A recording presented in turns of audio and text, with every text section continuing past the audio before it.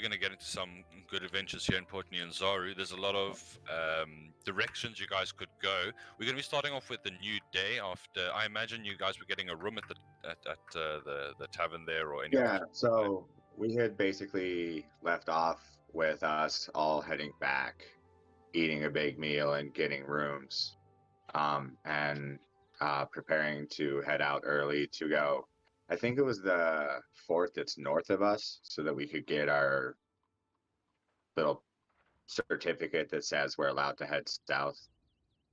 Yes, that would be heading to the base of the Flaming Fist, which you would have to catch a ship to do so, and that'll be Fort Beluarian, just around the tip of the coast. Okay, I set up my spells. So let's Because put we you back still on the slept. map. I sadly cannot rearrange my spells because, warlocks aren't, Okay, so once the gigantic map loads, you're pretty much going to be going like that. So if you, I mean, the better way to get there would be to go by ship. There's probably a couple ships that ferry across regularly.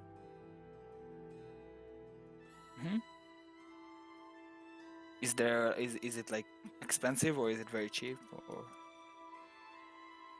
with the soldiers probably coming to and from, you'll probably find a good deal on it. You guys are welcome to head down there. Let's get the jungle music going. Is that the first thing you intend to do? Waking up?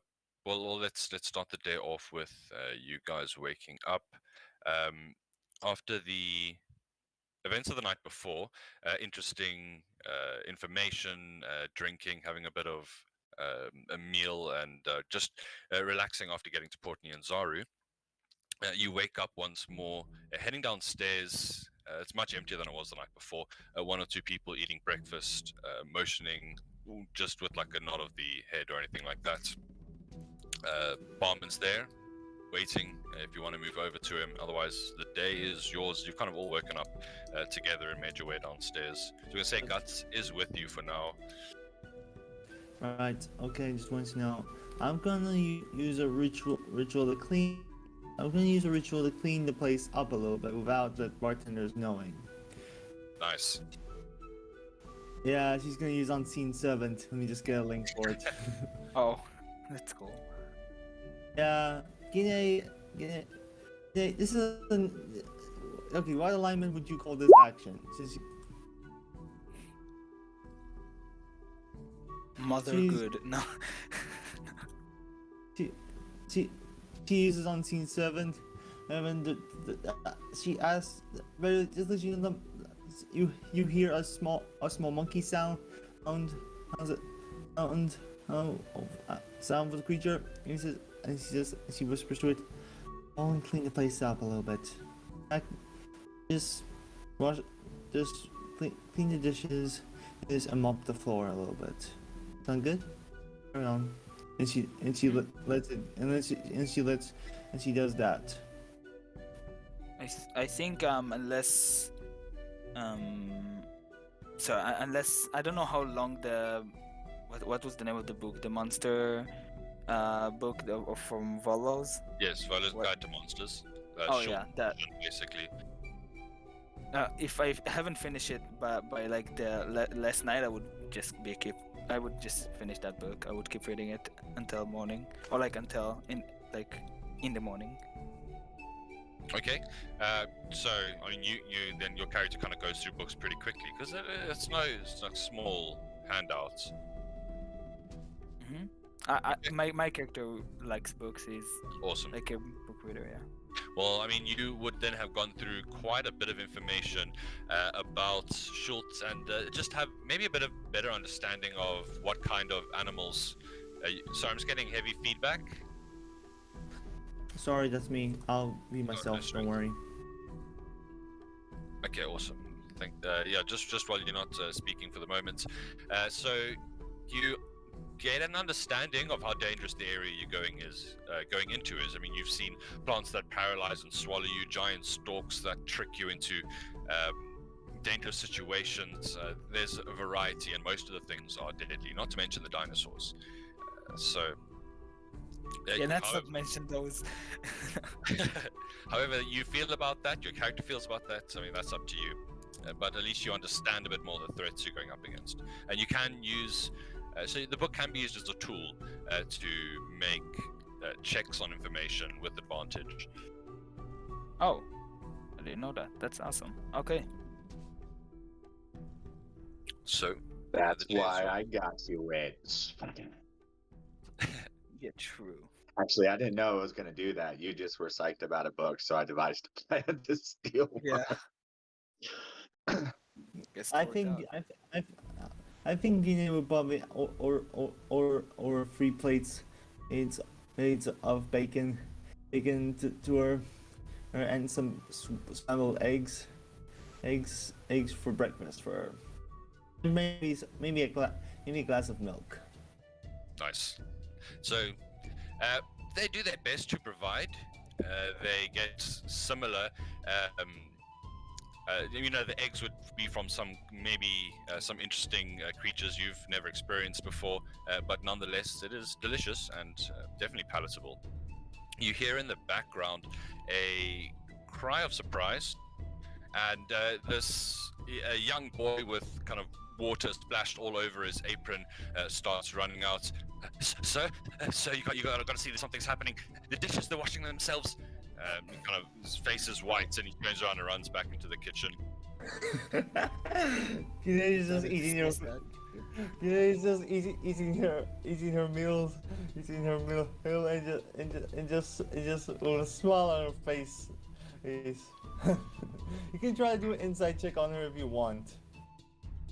Well, they don't necessarily look at you. I mean, they're kind of more worried the place is haunted for now. But after a moment of being in the kitchen for a while, you see the guy, the owner, coming out scratching his head. Well, if it's doing the dishes, what's the problem at the end of the day, I guess? Just tell me if it does something else. Kind of moves back to the bar, looking around nervously, but begins wiping down, preparing for the day. Guinea just smiles at this while she with her mouth full. Ooh, wait, ooh, this is. And you see, yeah, he is. She's just enjoying. She's helping people at the same time while eating some good food. She doesn't. Nice. So, you do see in the bar with you some. There's a lot of lower class, not lower class, but kind of merchants that would come here for bulk goods deliveries, and because of its private dock that you don't have to go through the walls to get to, you would find more shady figures as well. So probably a good couple of people not wanting to be seen or heard, keeping them to themselves generally. But tricky anchorage, that's what it is. There's also a lot of interesting things going on at all times. But as you finish your meals, kind of looking around at the empty tavern here, and you're welcome to do whatever you like with the rest of your day. You can see the outside, it is sunny, even though there is this light fall of rain. Not enough to really make you sopping, drenched, but just like cover you with mist. Sounds more like a drizzle. Sounds more like a drizzle. Yeah. Are there any Kenku in the establishment? Not in this establishment, no. You can keep your eye out if you like. Yeah, that'll always be something that I'm looking for, just because of the whole Rexel, the invisible Kenku that only I can see and talk to gave me that orb. Okay. So I'm always interested in looking for anybody that knows Rexel. Got you. And that's an albino Kenku, right? Yeah. Okay. Okay, Guinea walks over to Copper's Wharf and asks, "Did you have your bath for the day?" Yesterday still counts. I like to take him later in the day. I build up sweat. Oh, I see. Oh, shouldn't we get going soon? Is everybody done eating? I know I am. I'm not a morning person. I don't eat in the mornings. I'm fine. I'm gonna walk over and give you a fist bump. Yeah, bam. Man after my own heart. Or Hi. are you a lady? Wait, me or son again? You. No, I'm a man. I think. I check my breast. Yeah, I'm still a man. Yeah. All right, so I'm gonna go up and give you a fist bump. Man after my own heart. Yeah. A fist bump Oh. back. A little shaken, scared to get poisoned because I don't know how your ability works out of character and in Oh, character. I specifically, just so everybody knows, I have leather gloves, and then on my right shoulder, I have a leather patch, so that if you like need to touch me, you can touch me there. And then I have pants that like, but other than that, like, don't touch me. So Not because I don't like to be touched, just so a tap on the shoulder or a fist bump. That's the extent Yeah. of touch. Yeah. Understood, Captain. Okay. True. He is somewhat the leader so far. So, as you guys, are you heading out into the streets at this point? Yeah. I am. So Yeah. Yeah. Okay. You can. It's still fairly early morning, but people on this side keep fairly busy, being the more industrious sort, and you can already see people moving goods around the city. There's a lot of noise and smell because of the animal pens are over here, kind of where a lot of the livestock is kept and imports and exports. But as you step out into the misty morning, it's quite nice. Still cool with the sun beginning to burn away most of the cloud cover. What are you guys doing? when is the ship going out? You heading to the docks? You can definitely go look. I think so, right? We wanna take a ship to the. Shouldn't we That's go? exactly what I was gonna say. Is like, let's head to Shouldn't the we- docks and find out when the ship Uh, set sail, and then we have time, come back and whatever. Question: shouldn't we get a letter of permission first? Yeah, Yeah, that's I think where you we- plan on going. To get the letter, you can't get it in the city. You have to travel to their headquarters, which is a fort just outside of Port Nyanzaru. Yeah, we gotta like. The concept is we're basically gonna go get a badge that lets us head south. So we're just I gonna. see. Sorry, We have to like get permission and prove our worth to head down south past Camp Vengeance and that area, and this is how we get it. And as you are traveling into through the city walls, you see what he's talking about. There is a guardhouse where the Order of the Gauntlet are stationed, looking, vetting people coming in, and checking if anyone's coming in from the jungle, bringing any natural treasures in. Then they have to be taxed on that. And you imagine the similar setup at every kind of entrance to the city. Mhm. Sounds So, good. with that, you enter into the city, and as you kind of head through, you can already hear the people picking up in tempo, and there's more kind of head into the streets. It sounds like it's going to be a busy day, and it's beginning to get much hotter than it was. Heading towards the Dock District is one of the busier places in the town at the moment, and you see a bunch of posts for hirings here and there, sailors to and back from Faerun carrying cargo. It's fairly dangerous, as one of the general inhabitants of Port Nyanzaru, or Chult, in fact, is Aremeg, the dragon turtle. And as is common knowledge, there's a bit of danger pay involved in more common trading to and from Faerun. But you guys shouldn't be in trouble, too much danger on your coast-hugging trip, at least. You see, as you travel to the Harbour Master's main kind of house, you can see people queuing outside already. Inside, an officious-looking... sorry, just mute yourself there, some feedback. Sorry, I understand. No, it's cool. You don't have to apologize. You see an officious-looking golden dragonborn inside, wearing regalia of the town, similar to what you've seen the merchant princes wearing. You can hear people call out for him. You hear his name called Zindar. He seems to be the harbor master here. You can see jobs posted all along the side of the building, as well as bounties for the capture of pirates and returning of their ships. And it looks like a fair amount of money is offered for this, thousands for the ship, and a bit more bonus if the captain is brought back as well. But asking around, it's very easy to find a ship that's going to be going. It's going to be heading there at the midday, and it only takes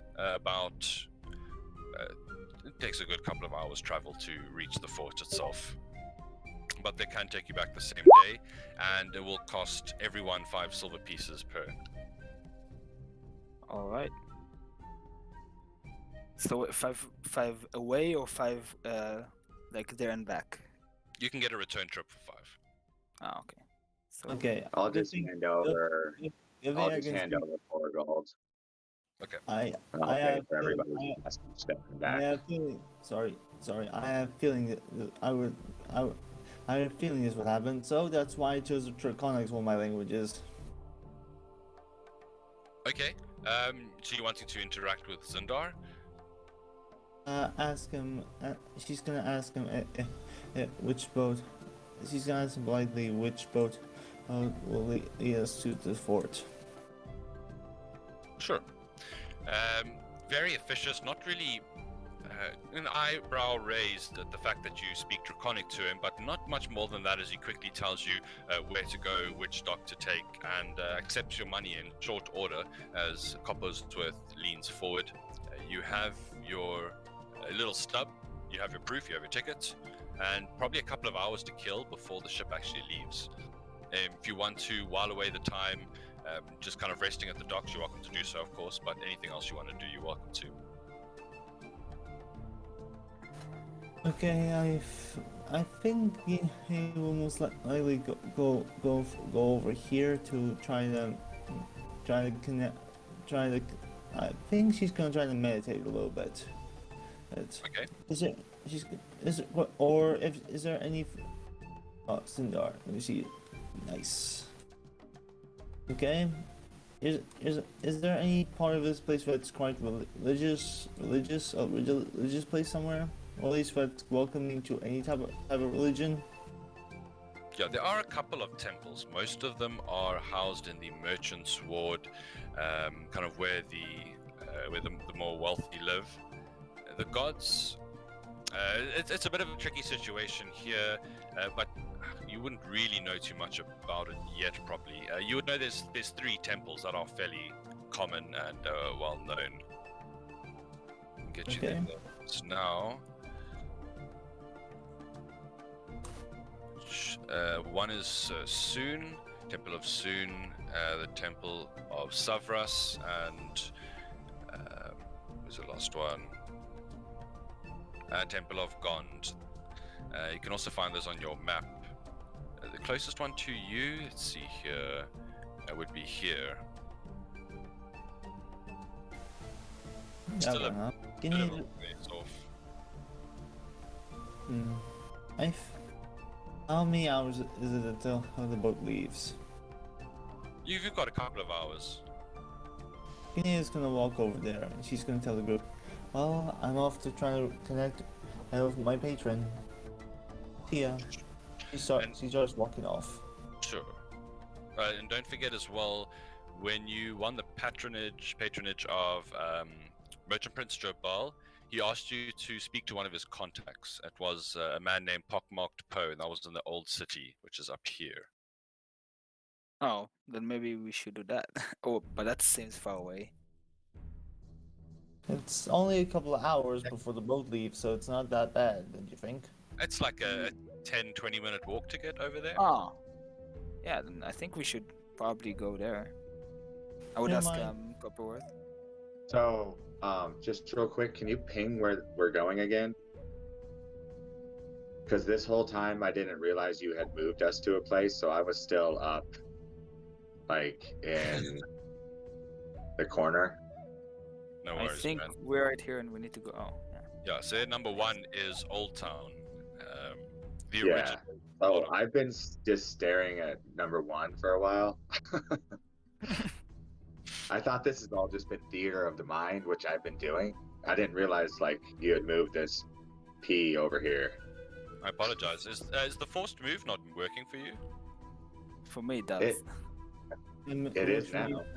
Okay, It's working now. You just moved before, so no stress. I'm trying to remember to do the track as well, but yeah, the old city is. You guys haven't been there yet. Sorry, Gine, just a bit more muting there. The old city is.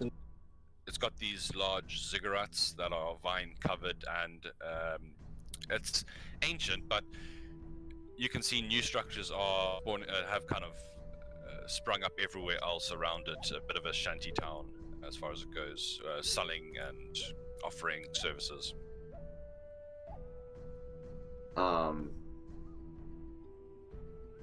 So Ooh, oh, yeah. Could I ask what are these buildings? Like I don't know how to ping, but Ziggurats. Oh, They're okay, basically that's what like I was asking. pyramids, yeah. It's part of the original city that was first built here, and they also have the executioners run here, which is basically where the city's justice is met. People who, steal, murder. Yeah. But are you guys definitely not us. head in that direction? Yes. is there a temple headed that way for Gine? Let's see.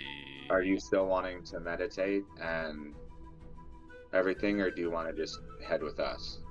I think I would head with you first. If we have time, again, we'll go there since we have a few hours left. So about 3 at most, right, DM? Yeah. It's more than enough to get there and back, especially if you're just talking to someone. Yeah, let's do it. Yeah, let's do it. I'm on it. Oh.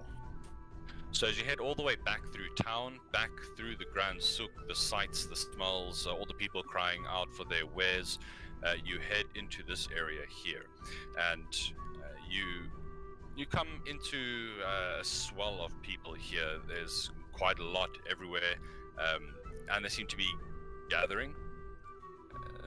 You're not 100% sure what's going on, but gathering around this large pit in the center. And as you move past the ziggurats, you were told exactly where to go by Jabal. You were to go to the smallest ziggurat over here, and then just asked for Pockmark Po. But you can see as you're moving along the side here, there's something happening at the other end of this rut in the ground. There's men that are being lowered down by vines, and people are watching this, and you can even see some people in some places are betting. And there are caged dinosaurs about halfway along here that are also being lowered down, still in cages, but you can see there's like an extra rope to kind of pull away the latch to open the bar and the door.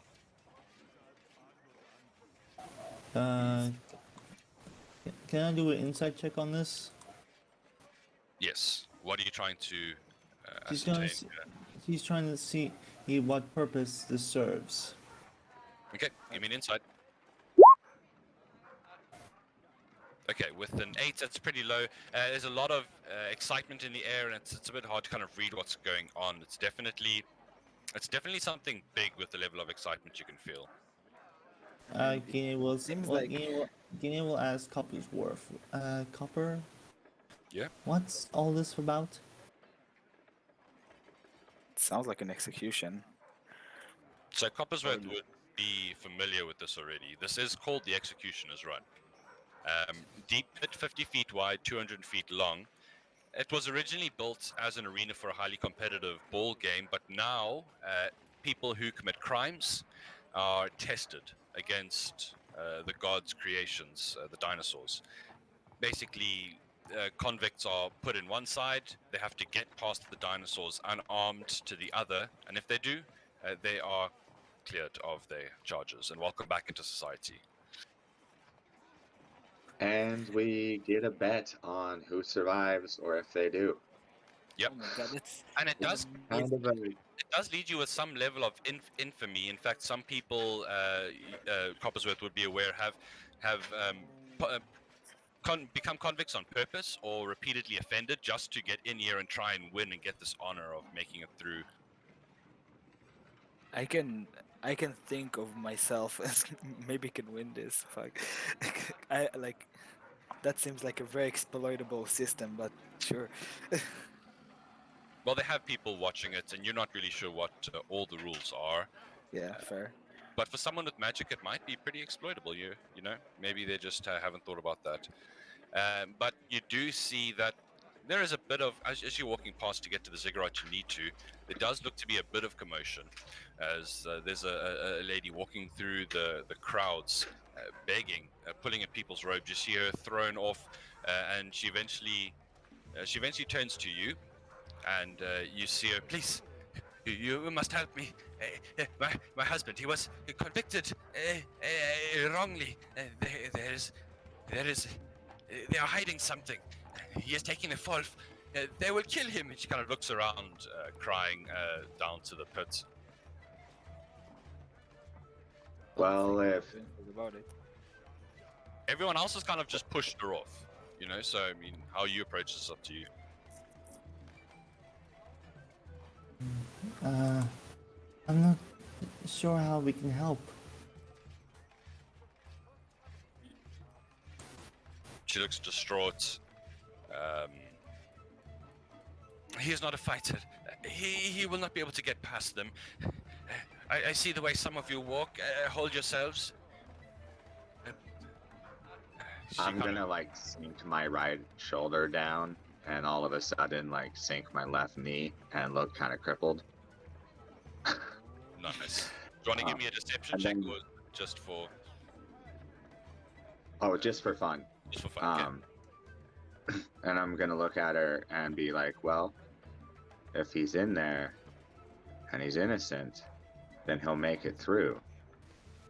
But if he's not, he was rightfully convicted. There's not much we can do now that he's in the pit, unless you want us to commit a crime right here, right now, and take their place. But I can tell you this, I don't feel comfortable with that. And She then throws I want to look back at everybody and just be like, what do you guys think? I think I'm gonna tell her like, as someone who's wrongly accused, I can tell you that's something for him to deal with and not my problem. And then I'm gonna look to the side. Sure. And you can see she's getting desperate, so she quickly moves on to someone else, seeing she's not going to get help here. Sorry, just a bit of interference there, Kine. Sorry. It's all good. I was trying to figure out what's causing that. Do you guys get that when you were chatting together on call, Coppersworth? Or did you roleplay over text? No, we did a call this morning. Yeah, Did you get it? The it was interference? there, but we were talking enough that it just sort of disappeared. Okay, that's weird. I kind of tuned it out because we were talking so much that it just wasn't necessarily a thing. Yep, fair enough. And how it usually happens when there's multiple people in chat. Yeah. Okay. So, as you see, she turns away and she's bothering someone else now in the crowd. And as you make your way to the bottom of the ziggurat, you pass the place where people are betting on them, and you see a couple of people lounging around there. Easy enough to ask around. Someone For point. the guy. I Yeah. want to go up to. Actually, I'm going to push Exile into Yeah. one of the guys that's like taking bets. Wait, is it Elixir, Elixir, I right? think. Yeah, Yeah. Elixir, yeah. It's fine. Oh, My Elise, I am Yeah, so sorry. You're fine. I mean, the name is meant to be the backwards of an exile, so you're fine. That's the point. No, but on Discord it's still exile. Is it? Yes. Ah, that's because I'm dyslexic. No, Please. I am too. So when I read it, okay. No, Well, you're fine. I expect that to happen quite a bit. That's just because I'm dyslexic. Don't worry about it. I see. Okay. Thank you for And pointing then it out. he just looks at the poor woman, because he doesn't want to break the law, but he doesn't want her to suffer. He looks a little bit disheartened. I think I'll put a hand on her shoulder and be like, "Listen, if this is gonna bring you down, maybe this is not the right line for you. You need to toughen up, because you're gonna see some crazy stuff here." Yeah. I know. Let's keep moving. Well, you're pointed up the stairs. And I think up to the third tier of the ziggurat, you can see there's different stalls that have been set up on the rings here, and you're pointed to one in particular. As you head up, you can see quite a richly appointed area here. Heading inside, just get my notes open here.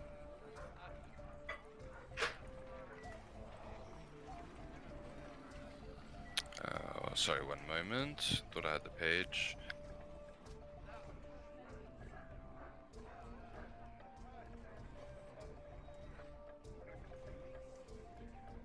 Here we are. So, as you walk through, again, Old City itself, this sprawl of bamboo huts dotted with a few makeshift tents.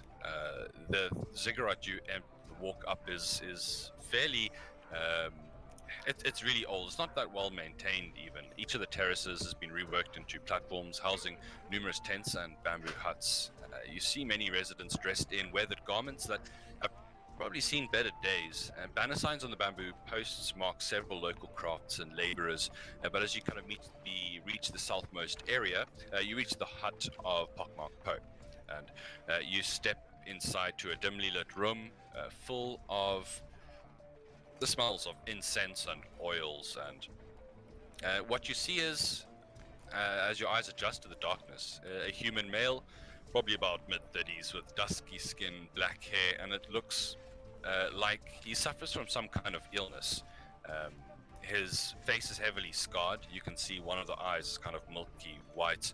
He's sitting down at a chair, and it looks like a couple of young Chultan women are standing around in the background. And he looks forward as you walked in. Welcome?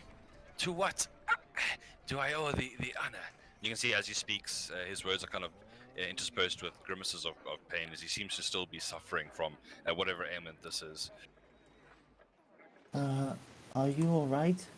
Are you... Yes, I assure you, my comfort has been attended to, especially by these fine associates here. In fact, he lifts up his hand and kind of gives a finger motion. You see one of the girls comes forward. Some tea for our guests, or Tej, if you prefer something harder. I prefer tea, thank you. The girl walks off to go prepare that as he looks around. Well, be welcome. I was told I would be expecting a visit soon by the likes of you. You have started associating with Merchant Prince Jobal. And so just a bit of feedback there. Sorry. Oh, it's gone, I- it's gone. Usually only lasts like 5 seconds, so just wait. But you can see he gives another hand gesture, and one of the other girls comes forward and starts to help him stand. As he does with some difficulty, and he's got a walking stick. But please, he points to a kind of set of chairs nearby. Let us have a seat and discuss business. And grimacing as she helps him into a new chair. I would actually help as well if I can. Sure. He gives his thanks. Yes? Copperworth is gone for like a minute. No stress. Are you Mr. Poe? Yes. I have been. I'm sure you can see why. Gained the name Pockmarked Poe. But people who judge me by my appearance often fall prey to my savvy merchants. Still got everything I need up here. He kind of taps his head and gives a wry smile. Well, people should never underestimate people. Enemies should never underestimate their foes. I should. No, that's exactly how my husband usually defeated his enemies. You nod. A wise man. However, he looks to you all. The reason you have all come to me a bit more dire, I'm afraid. I have been keeping an eye open for Merchant Prince Jobal on certain groups of people moving certain objects in and out of the city, and some news has reached my ears. There are strange goings on in Port Nyanzaru at the moment, and I believe if someone is to check it out, they would do best to know their way around the sharp end of a blade. Well, I don't actually know the end of a blade, but she picks up a small rock and casts light on it. I know some tricks. Of course. I am sure Merchant Prince Jobal would not have sent anyone he thought could not handle it. Now, there are talks of certain objects of nefarious powers being smuggled into the city through the Tariki anchorage. Now, I have managed to keep some eyes out there and grease some palms enough to get some information. I have found the location of the entrance to a passage that is used to smuggle goods into the merchant ward, into the market ward, sorry. I would ask what type of like goods. Like, is it like weaponry? What kind of goods are we looking for? Are we looking at? A variety of things are brought in, which is mostly not of interest to us. You would find weapons, illicit goods. However, something that interests me and the Merchant Prince is some artifact that has been brought in recently that has been tried to be kept very quiet. Of course, this has piqued my interest more than usual. An artifact. And Alright. can you describe what this artifact does or what it looks like? I do not know how much I can divulge yet and how much is in fact correct, but if my sources are to be believed, this is linked to certain... He looks around for a moment, checking that no one is around. So I'm just waiting for the fuzziness. That's a bit bad this time. Do you mind muting quick? Sure. Cool. He looks around. How much experience have you with the Yuan tea? We used to have. I've known one or two, traveled with a couple too. Nods. What I'm saying is I have experience with them, yes.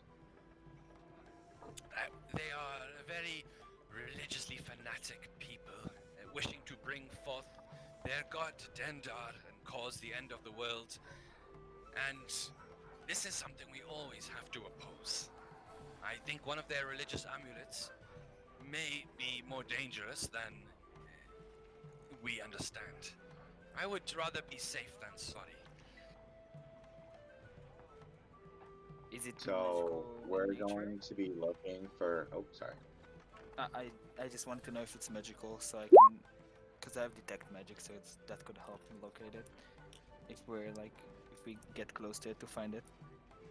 He believes, yes, we think it is magical with rather nefarious implications.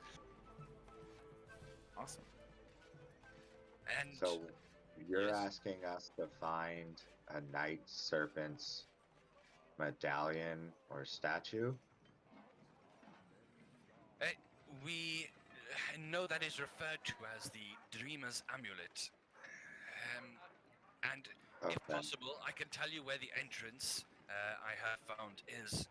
If you would be able to infiltrate this place with force or with guile and find the location of possibly return if you can. There will be a bonus reward if you return with the amulet. Well, we have some other business we need to take care of, but can definitely take care of that for you. He nods. We would be honored to help. What information you can bring back will be handsomely rewarded with gold from the merchant prince, supplied through me, of course. Thank you. He looks up and accepts tea from one of the ladies who's come back now, and she offers tea to the rest of you. As she's finishing up. Sips it. Sorry. I keep sips it. No problem.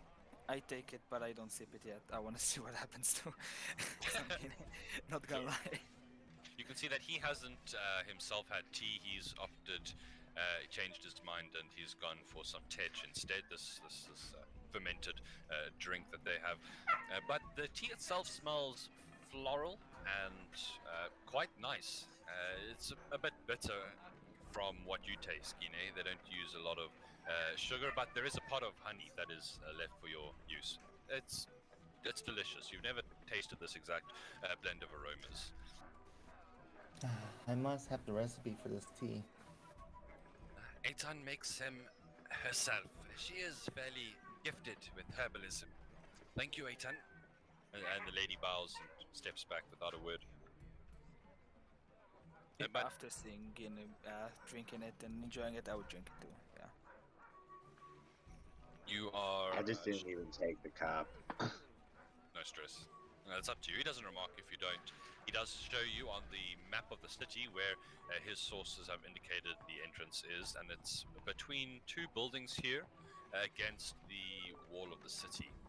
They use it as a smuggling ring to avoid the taxes and the flaming fists, any problems like that.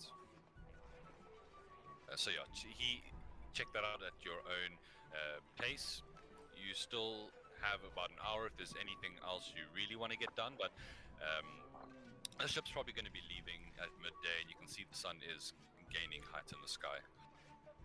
That's probably mission for another day. Yeah. Well, he thanks you as two of the women come and help him back to his feet to kind of his business chair in the corner. And if you need any contacts or anything that you don't know where to find in the city, I know a lot of people around here. Nods, gives you a wink. Like a good wink or a creepy Is there medallions or symbols that you can give us to pass on so that people don't think we just happen to know your name? Proof in the pudding, as they say. Trust me, if you falsely claim friendship to Pockmark Poe, it shall quickly reach my ears. I'm not foolish enough to provide signage to those that work for me, because I work in the shadows, you understand. Yes. Us as well. Well. My name should suffice. Alright. Gine finishes her tea and stands up and bows to him.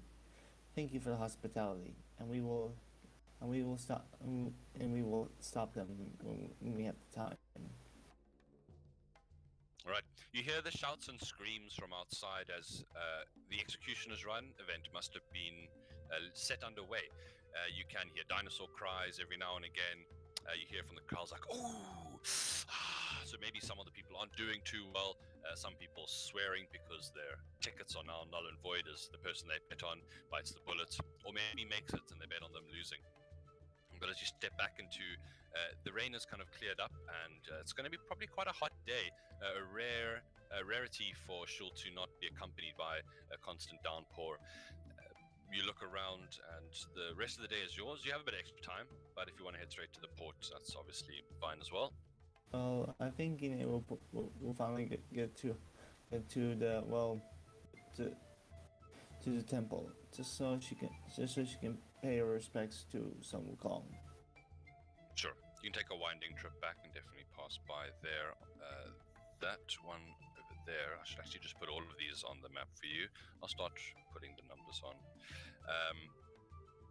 The Temple of I'm gonna go to a well and fill my bucket with water, like fresh water, and then just go ahead and head towards the ship to find a place to sit. Okay. Yeah, sure. If you can sit in the bucket, how can you carry it if it's full of water?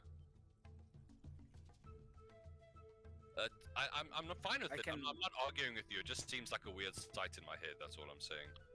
I can carry him if that's a problem. I'm not strong, but I'm sure I could. That's all good. It's all good. Oh wait, and you being a grung, you probably don't like salt water, I imagine. No, that's why I want to get fresh water to like soak in. Okay. So are you maybe a nervous traveler on the ocean, or are you just comfortable with this? Oh, I'm comfortable with it. I just know I need to bring water. Fair. Yep. I've tooled around all of this place and Yeah. I'm good. I've just never technically had it further south than the rivers. Because that's a no-no in Grung society. Bringing that up Fair enough. reminded me. I think I would talk to Copperworth, and I would ask him. I would explain to him that I'm quite weak in the muscles, and I am at my limits weight, and I'm working on a solution, which is the bag of holding. But right now, until I reach level 2, I'm pretty much. I'm always at my carrying capacity. If you could help me carry something, or like, because I know your strength is high, right? Yeah. It's whopping 12. So 12 times 15 is 150. So if you could help me carry something, that would be helpful. And if you book your rooms, you can always leave stuff there if you trust it. Maybe you find more reliable place to stay soon as well. But for now, heading back to the docks, you can hear the sound of the water lapping against the sides. You can hear the birds, the seabirds coming in with some of the fishing vessels, and generally just the smells that accompany the port and heading back to the sailing ship that has been pointed out to you. It's a fairly well-looking ship. You can see it's run by.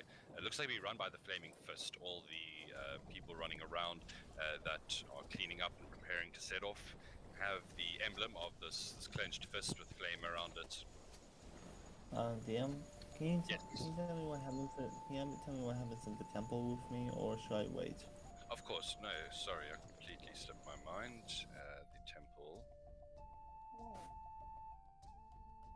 Temple of Gond. So you enter a fairly well-maintained area set to Gond, the holy maker of all things, Lord of Smiths. And you can see that the place is fairly, what would the word be, totalitarian, I believe. They've got a bunch of, so I'm just getting some, there we go. Yes. Okay. Yeah, so I'm just waiting for the fuzziness. There's an enormous fountain in the center where water jets constantly shift out to create amazing shapes. You can see the amazing mechanical work done in there. It's done with nozzles and valves moving on cams, driven by the city's plentiful water pressure. Anything you want to do in particular? Is there a monkey? Just really Christian, is there anything monkey-like in this temple? You could probably find, around down the sides of the halls, showing pictures of, not pictures, like animals of Chult being honored and figures from their history. You could definitely find something like that, yes. Gine walks over to a monkey one, to a monkey painting, and just sits down and meditates in it. She uses minor illusion to make small illusory what golden strings around her while she meditates. Okay. And she tries to connect with her patron. Sun Wukong, tell me what you ask of me. So you do feel something. There's almost like a presence looking down. As you look up to the statue of the creature that is here, you see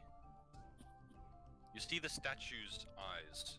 The lids that are made of marble just kind of flip up, showing these glowing eyes from underneath, just faintly with yellow. You look up into the face of this monkey representation, and you can kind of feel the spirit of Sun Wukong there as he looks down upon you, and you feel what would the word be? He agrees with the path you've chosen here.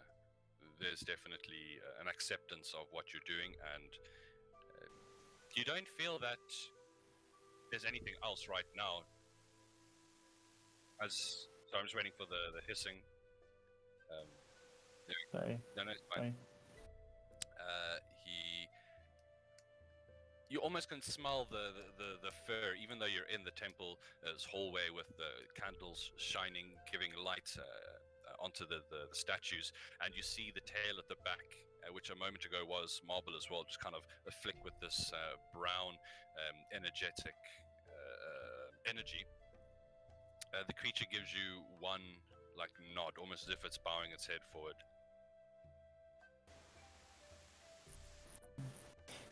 Bows her head in respect as well.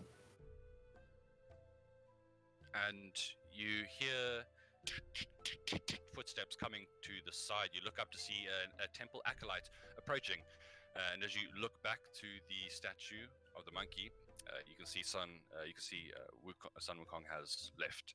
The statue, however, seems to now be in the bowing position where it was. You can see this acolyte kind of look strangely to it for a moment before looking to you. Welcome to the Temple of God. If there's anything I can do for you, please don't hesitate to ask. It's alright. I came here what I needed to do. I might come back if I ever get back. If I come back here, you might find me in front of the statue again. May the Monkey King be filled with. Sorry, what would Christian everyone? What would make the Force be with you in some Kong versions be? May the I'm just guidance with you upon this journey. Guidance upon you with this journey. Or the word is sharp and may your actions be swift. That's always one of my favorite phrases. Right. May the Monkey King fight your demons. And she and she gives a polite bow and just walks away.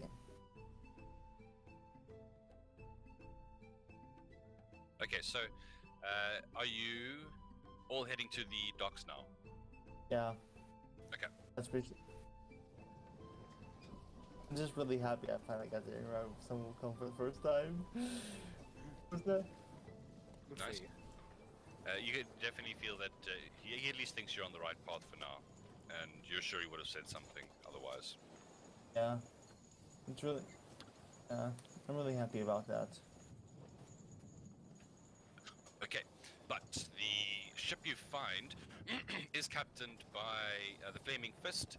As I said earlier, you can see the vessel's name is the Sea Spray, and as the captain goes through a short a speech of what the do's and don'ts on the vessels, as you travel from here to the to Fort Beluarian, you're told that the trip. So let's just double check because it's going to take me a fair amount of time here. It's everything in Chult is far away from each other. It's never easy. Wait, am I doing this on the? Can you see my ruler there? No. Oh wait, I've hidden it from others. That's why. There we go. Oh, awesome. Yes. Basically, about 60 miles.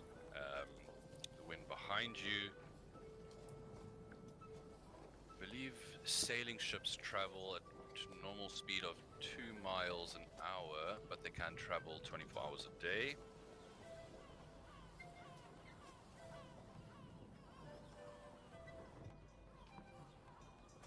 So it's going to be a bit of a travel to get to Fort Beluarian. But have you guys got rations with you? Anything you want to buy before you go? How many days did you say it's gonna be? Guinea will probably buy a lot of apples for the trip. It's going to be about a day and a half's travel. Oh, okay. I have enough rations. I have 10 rations. on my Okay. ship. You'll be given very sparse rations on the ship, like an apple, some bread and stuff.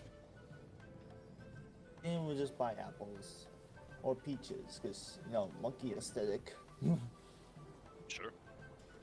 But you can see that there are guards on the ship as well, which, however you feel about that, they are Flaming Fist guards.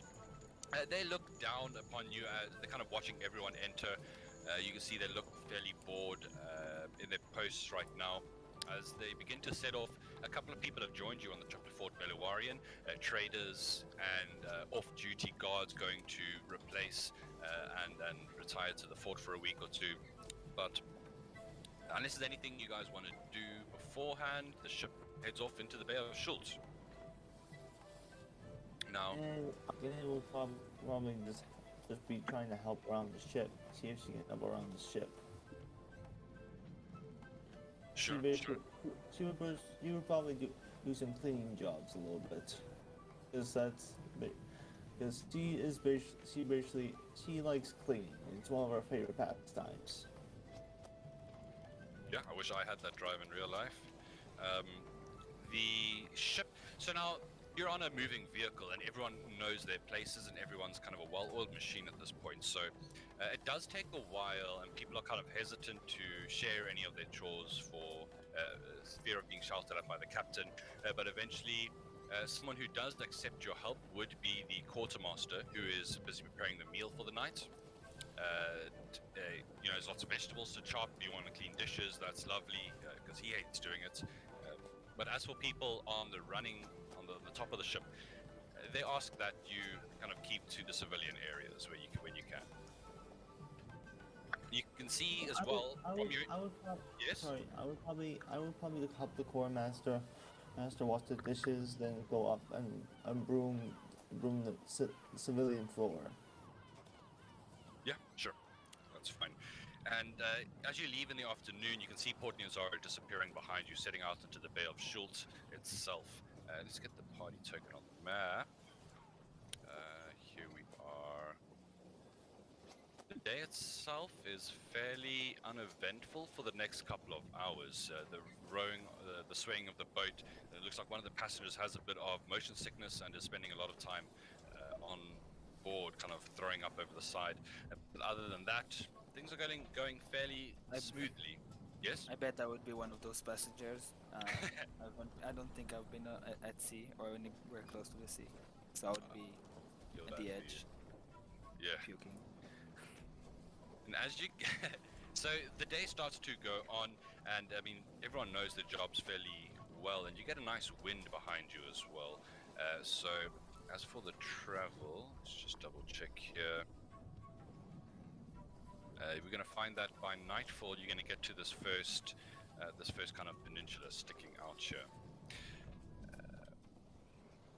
You do hear shouts and screams of distress in the far distance that's coming over the wind as the sun begins to go down and there's just a little bit of ambient light left in the sky. Those of you who would move up to the deck or who would be interested, you would arrive to find the people on the people that work on the ship kind of fervently looking over in that direction, very nervous, you can see the fear on their faces as there's a ship a couple of miles away from you, about 7 miles or so, that's coming into Port Nyanzaru, and there's a lot of white foamy water around it. You can see they look to be throwing things overboard into the water.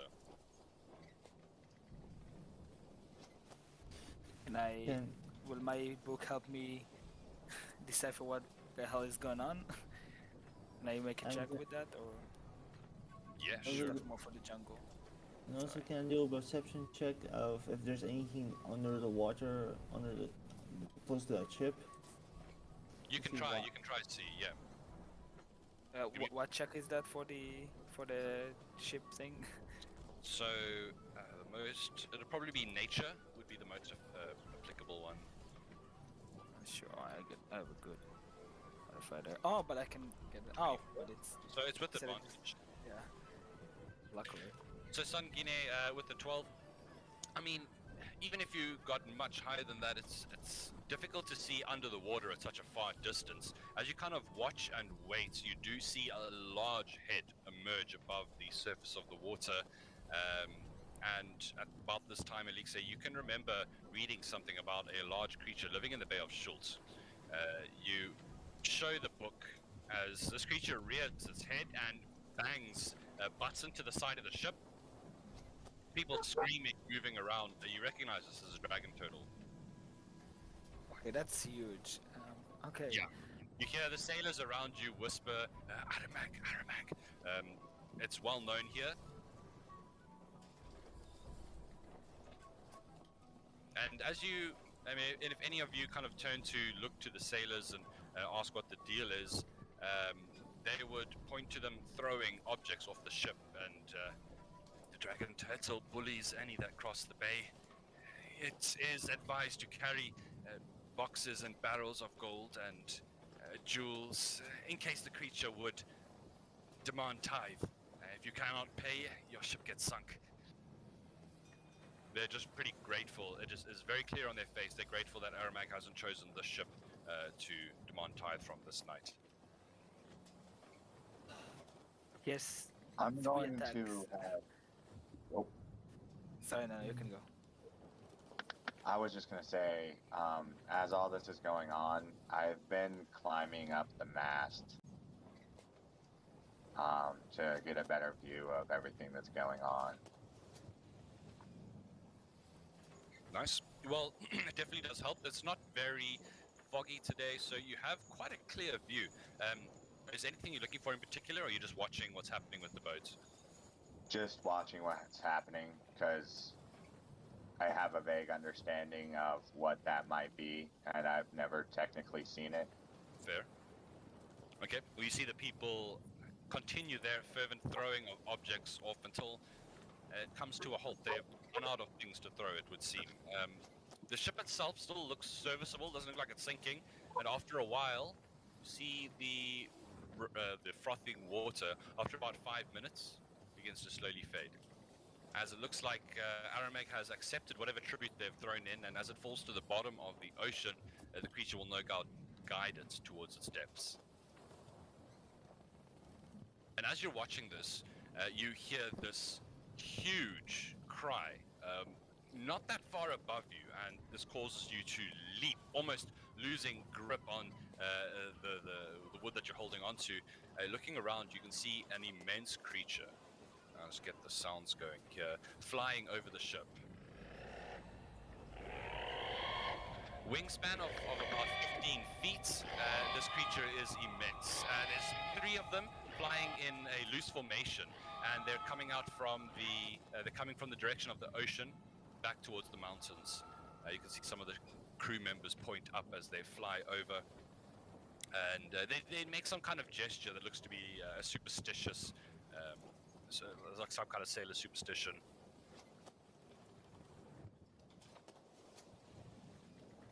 Okay. Can oh, those things. I forgot about those. Could I make another check to see what those are? Yeah, go for it. If I Nature already have the advantage. Yeah. Abuse it if I already have that, right? Alright. 15, that's fair, yeah. Enough to find the entry of these creatures, definitely. They're known as Quetzalcoatlus, large, very large, some of the largest flying birds that ever existed as far as we know today, in your day. Some of them have wingspans exceeding 30 feet. They usually live up on the higher mountains and spend the days fishing or catching smaller animals in the oceans or in the open areas of Chult. Sailors take them as a good sign, also a sign of that land is nearby. Awesome. But you kind of watch these majestic creatures definitely fly in a easterly direction. It looks like they at least would probably make home in possibly this mountaintop there. As the ship continues on, people see it's not going to sink. At least feeling a bit better, everyone seems to go back to what they were doing previously. And as darkness fully envelops the ship, you guys, unless some of you want to stay on board for other reasons, you head below board, and a nice meal is prepared, some fish stew basically. And the trip continues while you rest to Fort Beluarian. Is there anything you guys want to do? You have a bit of downtime while you're traveling. If you want to work towards something, practice a skill, you're welcome to do that as well. Guinea is still. I'll just try. Guinea will be on the front of the is on the deck next to the port side. I just looking over the water, just meditating, a little bit. Sure. I think I would add. I would start adding notes to all of my all the entries in the book. So if, like, for example, I saw the dragon turtle, I would say I don't know if it's written that like you throw tribute usually, so I would add that if it's written in or if it's not. And how much does the book weigh? Because I just noticed I didn't put it on my shit. So. You're asking the real questions here. Hold on. D&D book weight. 1 pound. All right, great. Okay, so the night, unless you do anything else, the night seems to pass. Now, one thing I want to... Sorry, I just got a frog in my throat. I'm just going to clear it. Oh, really? We're Opera, going there. No what are offense, you man. doing? What are you doing in there? Is that my wife? The map of Chult that you're currently looking at was given to you by Merchant Prince Jobal, and he told you that it is extremely valuable. It is basically the accumulated knowledge of his scouts and his information. And as all the Merchant Princes have different stakes in this, it's turned into a bit of a big business boom, the Death Coast, because of the influx of tourists and foreigners here into Port Nyanzaru. So there's a little bit of rivalry between the Merchant Princes, and he's warned you that other forces would be interested in this map enough to the point to possibly even try and steal it from you, maybe even assault you for it. Right. Good to know. I'll start taking an alarm as one of my spells from today on. Okay. So you want to kind of look at it in private and keep it on the down low as much as possible, and you can see that. there has been a couple of the off-duty guards from the Flaming Fist that, while having been kind of following you around, have been eyeing you guys, at least being very interested in the party itself. But as the dawn blooms, you can't really see much of it as grey fog clouds surround you, and you head out to find a very moist and damp ship. If there's anything you want to do for the morning, you can shout out. Otherwise, the rest of the trip to the coastline here doesn't bring you with any problems or troubles. Well, Guinea will most likely doing some chores in the morning. As many chores as you can. Just to kill some time. Sure. And eventually it does I'm gonna actually take this moment in time to go kind of find a corner of the ship where people won't necessarily watch me eat. And I'm going to reach into my little pouch and eat a bunch of grubs. Yum. I just don't like people watching me eat, so I need to eat this morning. So, just kind of doing my thing. Nice. Like Timon and Pumbaa style. Yeah, Alright. exactly. That's where I got the idea. Nice. So, you can see that there is a cry for the passengers to kind of prepare their things. We're going to be reaching land shortly, and as people begin to sidle up to the top, the main deck here, with various fruits and goods that are most likely intended for the soldiers on the post here. You can see Fort Beluarian in the distance. People begin to, as the ship slowly coasts to a stop, people are ferried over one by one as there's no real dock here. But you're eventually brought to the shore and begin the trek up to the fort with the rest of the people that have traveled with you. You can see that the flag of Baldur's Gate flies over this wooden stockade that is getting closer and closer. The whole structure sits on a 10-foot hill, the sides of which are shaved vertically to make them steep and difficult to climb. The fort's main gates face west, and on the east side there's a tall keep that holds a commanding view of the surrounding wilderness. Let's in fact get you onto the right page here.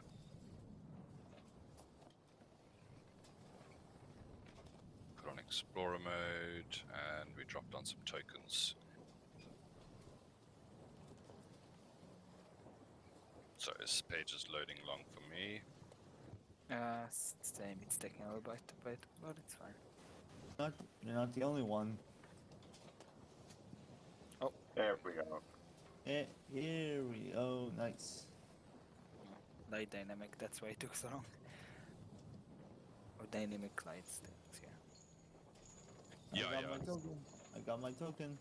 You're welcome to drag your token down there onto the map if you wish as well. Don't need to add dynamic lighting for every little thing, it makes it really confusing. But you see the fort moving up ahead. Just want to get rid of some of these things. How do I add my token? You go to the journal, you left click on your name and just drag it onto the map. And let go where you want it to be. Hi. Okay. Yep. All your vision should be working. The party token has constant night vision, but as soon as you step away from it, you have whatever your character has. Most of you have 60 feet night vision, except for I think everyone. Except for Guts. Guts doesn't have dark vision. Yes. No, he is custom lineage, and they offer you dark vision, so he does have dark vision. But that makes more sense. Never mind. Sorry. No, Everybody no in D&D has dark vision. Not everyone, but most of the races for some reason have dark vision. They're Yeah, cutting way back on it now, though, because they realize they just totally. Yeah. Ability is a requirement. And people must then also you realize your perception checks are at disadvantage if you're relying on dark vision. Really? Oh, that's. Yeah, that's why most Oh. people don't run that, because it's technically dim light. If you're using dark vision, so your checks are made at disadvantage. That's That is fair actually enough. That's actually quite accurate in my opinion. It's really accurate. Yeah, but when it comes to it, what happens when it comes to attacking in dark? Does that also That's fine. disadvantage? No, dim light doesn't affect that. Just wanted to know. So it's only perception checks since it's hard to see, but you can And still see investigation. your what? You say? Perception and investigation, I believe. Right. Okay. And Copper, are you gonna drag your token in? I don't know how. Oh, just left click on your character's name, Coppersworth, in your journal, and you just drag it on and drop it. Yeah, I've done it for you. But so Thank you. keep in mind, Guts is there, just kind of keeping a silent vigil over the group for now. It's okay Yes. if I drag his token with me? Is it's also someone? It's also there you in go. my journal for some reason. There we go. Yeah, is it? His specifically looks like it's in everyone's journal. That's not. Wait a minute. I see colonization here. Red, blue. I don't know what. Alright, I see some colonization here. There we Red, go. blue, pink, and green. Blue is just all players. No. Oh, Oh. you're talking what you're talking about. Yeah. I mean the rings around. Yes. That's what I mean. Okay, but Fort Beluarian, the gates are opened up in front of you. You can see there's many guards all over the place looking down, watching the people enter, all wearing the same kind of white uniform with the flaming fist emblazoned on the chest. And many of the people are kind of getting vetted and questioned as to why they're here. You can see a couple of soldiers stop you guys as a group, inquiring, what is your business today here at Fort Beluarian? We are here to gain permission to enter the south. Would that be a charter of exploration, you mean? Basically, yes. All right, head to the building right down there. He points all the way across towards this closed-off area. Speak to the guards at the gate on the other side of the bazaar. Understood. Thank you. She gives a polite bow. He nods, moving on to the next. Yes? And Christian, do they notice Guinea's tail? If they do, they don't say anything about it. Understood. Just want to know. So... Just constraints, I have the most charisma of all of them. Sorry. Charisma is my dump stat, so you definitely have more charisma than me. Yeah, I actually made sure I chose Warlock because I'm pretty sure we all need somewhat of a face of the party, and I guess I'm the face. So, entering into the fort proper, you're in a bit of a bazaar here in the middle where some traders cater to the soldiers that make their constant homes here. Gardens growing to the north and various buildings providing various services. You hear cheers of enjoyment and cries of anguish coming a bit to the southeast, and you hear the thundering hoofbeats of horses, as it looks like in the distance you get flashes of a jousting arena as well. That is down here. But yeah, there's a very interesting military life going on inside the walls of this camp. You can see the guards manning the doors here that stop entrance to the interior kind of fort building. Is there anything you want to do, or are you heading straight over towards them? Yes. I think I'll Wait, deal what? with it. You guys want? I go What- right behind Coppersworth. What are in these shops? I'm wondering. Like what are you? That's not what gonna be anything- Why don't you guys go check out the bazaar, and I'll just go ahead and get. Okay. Uh, The bazaar's not probably going to be much of an interest to you. And you guys can check out the bazaar. Sure. Yeah, I'm okay with that. I would let Copperworth deal with it. Okay, so here we go. You, Copperworth, approaching, saying that you are interested in the Chart of Exploration. Now, as you enter inside, you are told to wait at the doors, and my mind is going blank. What is her name? I'll just Yes, you'll just. mute myself until you get it. No problem. It's Liara Portier is what I'm trying to think of. In fact, the daughter, not the daughter, family member and answers directly to Grand Duke Ulder Ravengard of Baldur's Gate.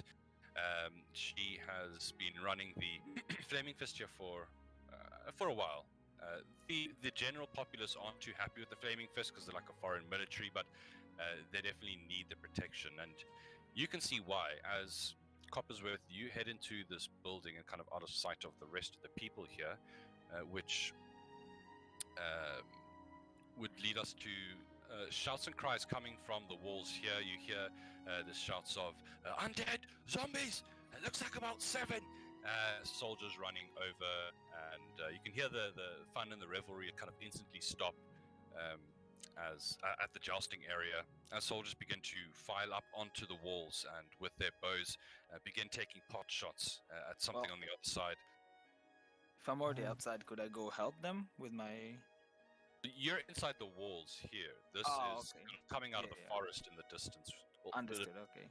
To the south, in fact.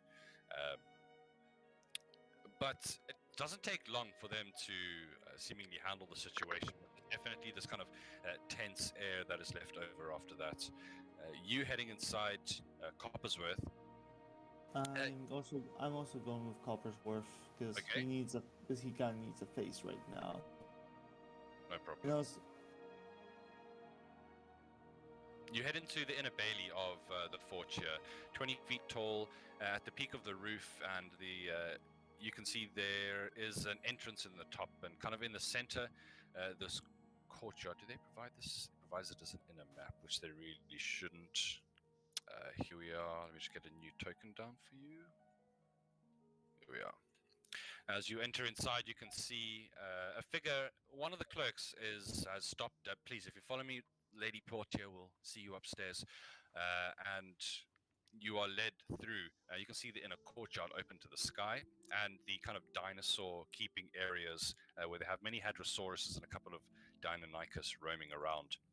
You can see a very scarred older man who's obviously the keeper wave at you as you go past. You can see he looks to be probably missing more fingers than he had on his left hand.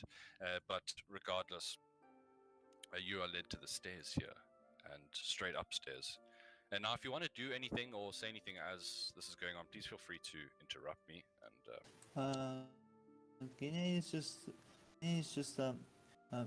keep staying close to Coppersworth, in order to make sure he doesn't get into any trouble, especially with she may be new to this country, but she sees Coppersworth as a really responsible child, because he is 12 years old, of course. Okay. Even though she knows he's an adult in his species years, but 12 years old to her is still pretty young. So, just so you're aware, the statue in the center as you enter, the writing you can kind of make out. If you didn't recognize the figure, the writing would give it away as the Grand Duke Ulder Ravengard of Baldur's Gate, who is the kind of top leader of the Flaming Fist. As the statue I was just portrays. about to ask what the giant star was. And he's standing there majestically as you are led upstairs to the next area and into a Also, are those raptors you guys have? yes, as the kind of clerk bringing you through. Yes, we all here at Chult, we find making use of the natural wildlife is the best, more acclimatized to the area. We tried horses and stuff, and they usually just get attacked, to be honest. Huh. Training raptors. That's cool. Yeah, that's I all. normally, I normally have to hunt them. It's a tenuous friendship, to say the least. You can see the ones they have, the Deinonychus, are they're probably the size of like very large dogs.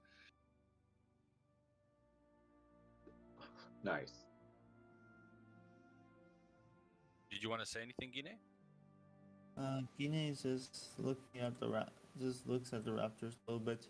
Says they're look vicious, but they're kind of cute in some way. Oh, you watch yourself. Cute sometimes, but you look wrong way for a second and take your finger right off. He like waves his maimed hand at you. You hear them like crying out in the background, the creatures. I show him my back and a giant claw mark that runs from like my shoulder to like my kidney. Oh, what one got you there? Inquires. Young raptor, a little, vicious guy. Didn't like that I apparently killed his mother. Well, someone of your size, I'd say you got off fairly lightly. You must be quite skilled with the weapon. I know my way around the things I carry. He nods knowingly. But you can see the person escorting you kind of gestures up the stairs, implying that the lady's waiting. No, yeah, Okay. totally. Gine follows. So you are led up to this area over here and into a room here with some waiting benches. And I can't. Now where is it? Where is it? Here. I'll drag you up. Please drag me. I don't know where to go. It's all good. You can see that as pretty much as soon as you enter and sit down, a very Spartan-looking woman enters in, wearing her armor, sword at her side, introduces herself. Good morning. My name, Commander Liara Portier. I run the Flaming Fist section here at Fort Beluarian. If you have any questions or any inquiries, please, you can direct them to me. But I understand you're wishing to provide, to get paperwork sorted out for a charter of exploration. Yes, our benefactors have asked us to head south and locate some objects as well as kind of investigate some ruins for them because some of their compatriots have gone missing. So we're just here to acquire our charter and do our job. Nothing more, nothing less. She nods. Yes. Oh, I am here for more personal reasons, but I am glad to help them if I can. She looks over to the group. Well, anyone venturing into Chult's jungles and looking and rummaging around the ancient ruins is subjected to share a part of that with the Flaming Fist for to upkeep protection of the town of Nyanzaru, constantly under attack by the undead. She goes, sounds like she's giving like a bit of a rehearsed line, but then she goes on to say, as she pulls out a contract, puts it on the table in front of her, this will entitle us to 50% of value of any natural artifacts or ore or gems or treasures that are recovered from the natural jungles of Chult and brought back. This can be negotiated for services rendered to the Flaming Fist, but 50 is where we start. It seems fair enough. I mean, it is the way it is. And you guys are providing quite a service for us in Chult, so. Well, it's quite a breath of fresh air to not get instant arguing. I must say, most people protest quite severely when they hear this. Very well. She starts to sign the documents, sliding them over to you. Anyone in your group will get a copy of this, and if you need to add or remove members, you can do so from the headquarters, the head office in Port Nyanzaru itself. You do need not travel back to the fort. Thank you. Thank you. While we're here real quick though, my friend here, she worships the Monkey King, and I was just happening to know if you have acquired any artifacts of or relics of him that she might be able to carry because she's in a foreign land. So, Mm. so is there has there been a decided upon kind of background for Sang Wukong's role in the Faerun universe? I would say he's more of a demigod, or at least a monkey who's trying to become a god. He's a celestial at most, and a god, and godless. He's not as strong as the gods of Faerun, but he is trying to get there. Make sense? I kind of view him the same, like while we were doing everything, I kind of view him the same as Uptao, where he's a demigod. And he is like a hill giant god, but he has other followers. But he doesn't have a huge portfolio because he's just the god of mazes. So it would be the same type of thing where with Uptao, it's mazes and spears. Yeah, Like, he's also the father of the dinosaurs. yeah. So it'd be like one of those things. That's why I sent you that race of Manarans, Okay. and they would be way deep down south and to like the east in one of those little crevice mountain areas. So And- essentially, that same type of god. Yeah, I'm really happy you're doing this for me, Copper. Or Jesse, I don't care. I'm really happy you're doing this for me. Yeah. So it's just kind of that same type of individual, you know. He's just sort of been around in Chult, Okay. but basically his portfolio per se would be like harmony and trickery. Or war, because he did. Or war, because he did went to battle against the gods of heaven in the original series or the original story. So, I'm being asked this. Commander Liara Portia kind of looks over. I'm afraid I do not keep stock of every artifact that comes in. There are other. What's the word? Other people in the Flaming Fist basically manage that. She's the leader. She wouldn't handle that. I can't say that we have heard anything, but as they are from the rarer southeast tribes, we haven't had many groups making it far out these days. To be honest, most of the people don't really make it back, or at least not the whole group does. The jungle is very violent. If you're not prepared, as very little people are. Well, it's just something we're kind of also looking for as we go. So, She nods. but yeah, thank you. You would be better set to ask around in Port Nyanzaru for that. A lot of the relics we find go back to the merchant princes or the temples for their monetary value, and we are compensated. Gotcha. Okay. Well, I mean, we do have to head back that way, so easy enough. Thanks. But yeah, we got to get back outside now because we got a friend kind of tooling around the bazaar, and Yeah, I'm just making friends with the bazaar people, telling them about the giant turtle we encountered, the dragon turtle. I'm like, you don't understand how giant it was. um, It was bigger than so- this. is there any upfront price that we need to pay? Like, Yes, there is. She stops you from leaving.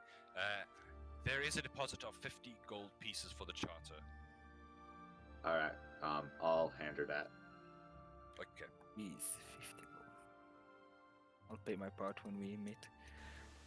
And so it looks like the incursion outside has been dealt with. If you went to, I don't know if you guys would be interested in looking, but all the guards have dispersed. You can hear, sorry, just a bit of fuzziness, I'm just waiting. There we go. You can hear, as they disperse, they are discussing, they seem to be a bit nervous about the incursions of the undead, saying that they're acting up. You hear one guy, I mean, it's more than we've had recently. I just don't understand it. As they're kind of moving off to their various posts again. You guys all meet back up in the courtyard once more, and what you do is up to you. You can hear the jousting. It's kind of slowly starting again. How long will the ship go back? Ship's here for an hour or two, and then it's going to return.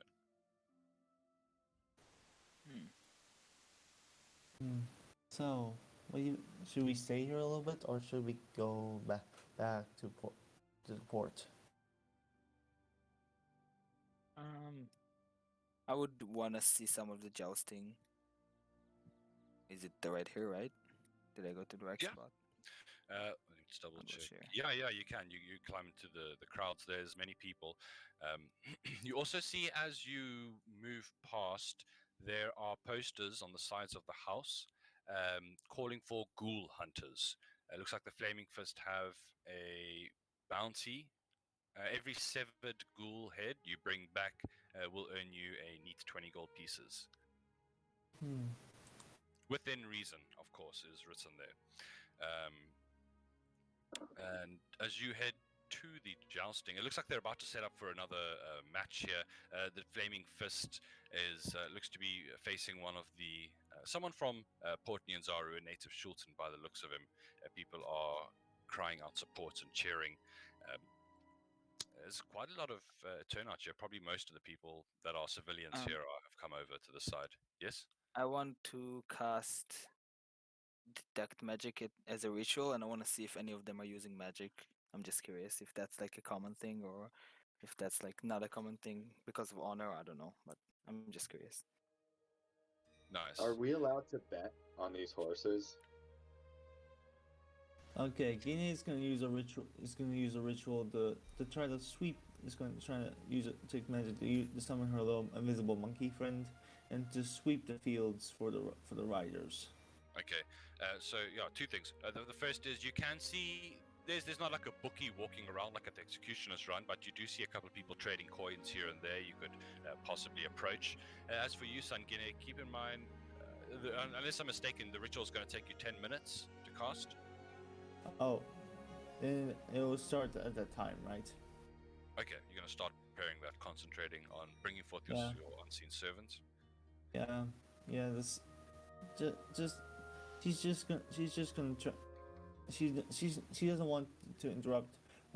She doesn't want to interrupt the fight. She's just going to try to help do something in help around here. Okay, so. Coppersworth, you do see a couple of people betting. Are you interested in seeking them out? Yeah. Okay, so it looks like there's Flaming Fist versus someone from wearing like Chultan garb. They both look of fairly similar body type. Is there any kind of information gathering you're doing or any questions asked? I want to kind of like go look at the horses. Okay, go and do that. And then, yes. Can you give me the names of the horses? Oh, evil. That's one evil. is named Tom and one is named Ferrell. All right. So when I go looking at the horses, I kind of bump and wipe my arm against the back leg of Farrell. Give me a sleight of hand.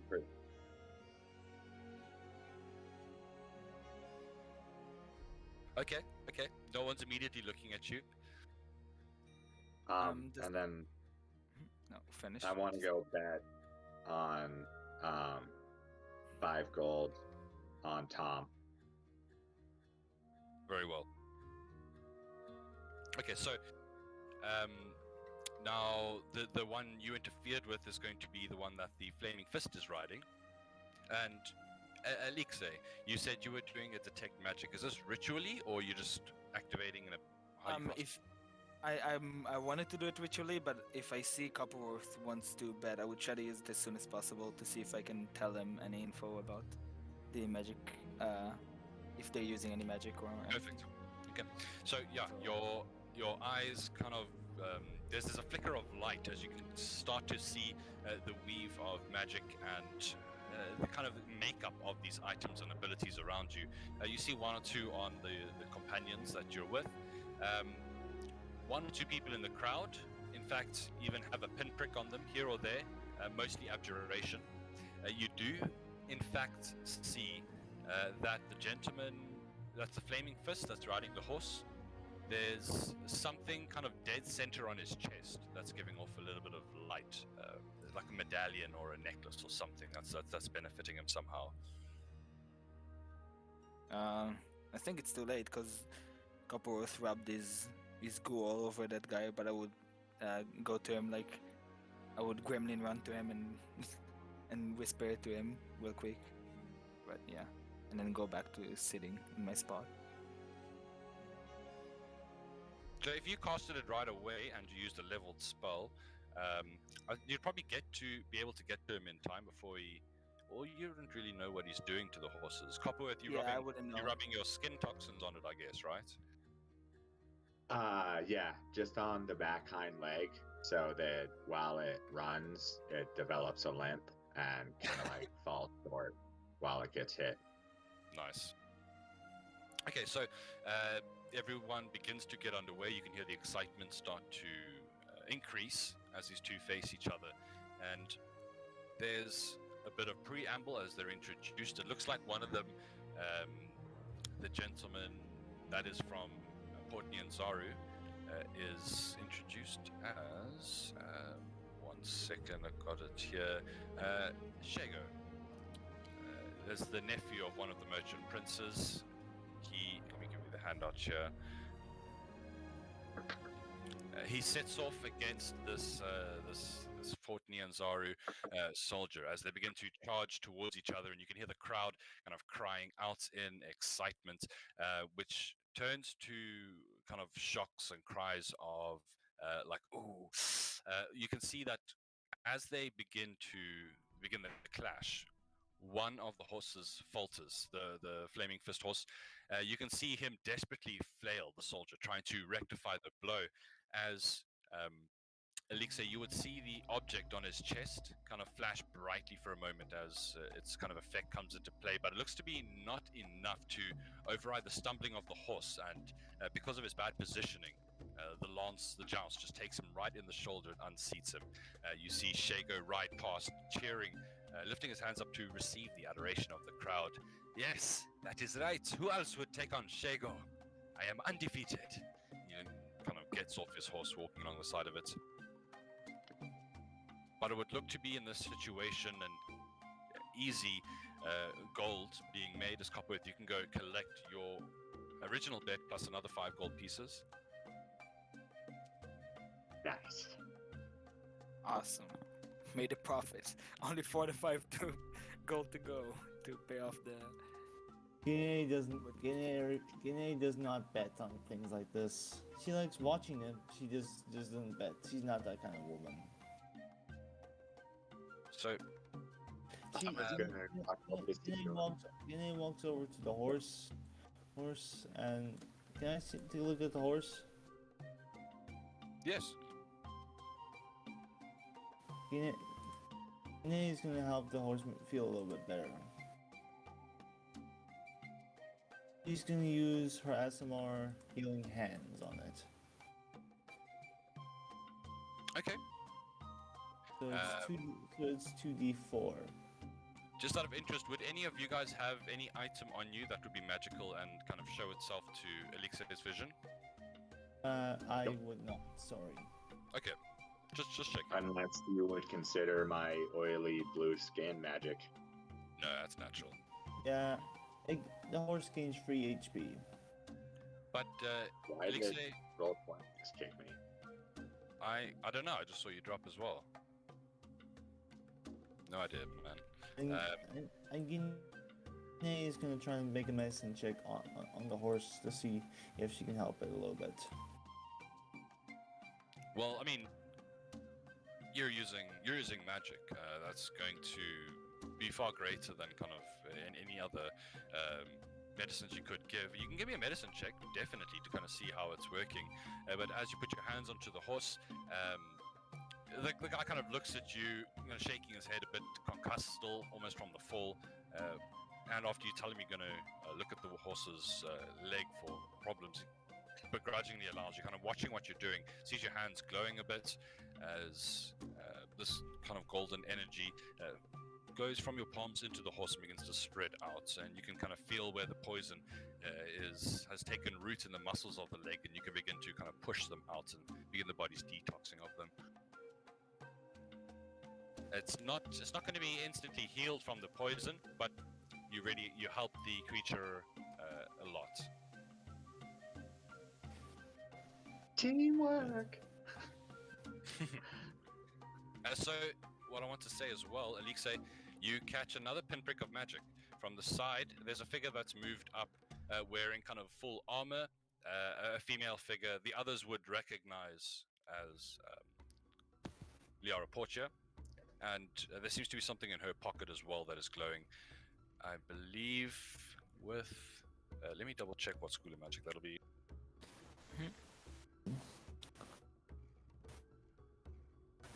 That's going to be transmutation. Alright, that's awesome. Yep. So one or two people definitely look to be carrying, so to speak, one or two people in the audience, but it definitely doesn't seem to be like artifacts for everybody. Gina just goes to the rider and says, "Take care of the horse. It's a little bit sick." He nods. Well, I give my thanks. It's not mine, to be honest, but I will let the stableman know when I return. As he starts to lead it off, like swearing under his breath, definitely not happy that he lost the match. You return to your friends in the stands there. As people are beginning to disperse, it would seem that this was the last jousting session. There are calls for people to kind of get back to work as Liara Portia comes here, and sorry, it's just a bit of scratching. One moment. Sorry, No, it's gone. It's fine. And she looks around. I just want to let you guys know why I've stopped talking. That's all. She looks around and calls out, "All right, that's enough. We just had an attack on the southern walls. I want groups stationed there, and I want patrols going out into the forest to try and track down if there's any signs that we're going to be getting more visitors over the next couple of hours." She starts ordering troops around. You there, unless she kind of looks to you guys as one of the last kind of groups of people here. Unless you're taking up on any of the contracts here, I suggest you get down to the docks and back to the ship. I should be leaving in the next hour or so. Of course. Gine bows. And shall we go, gentlemen?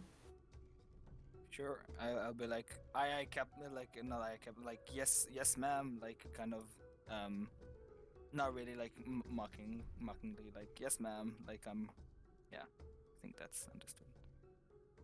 I'm just gonna lick my right eyeball and smile and start walking away. Fair It's enough. my version of a thumbs up. Okay. Come on, good to boys, know. let's go.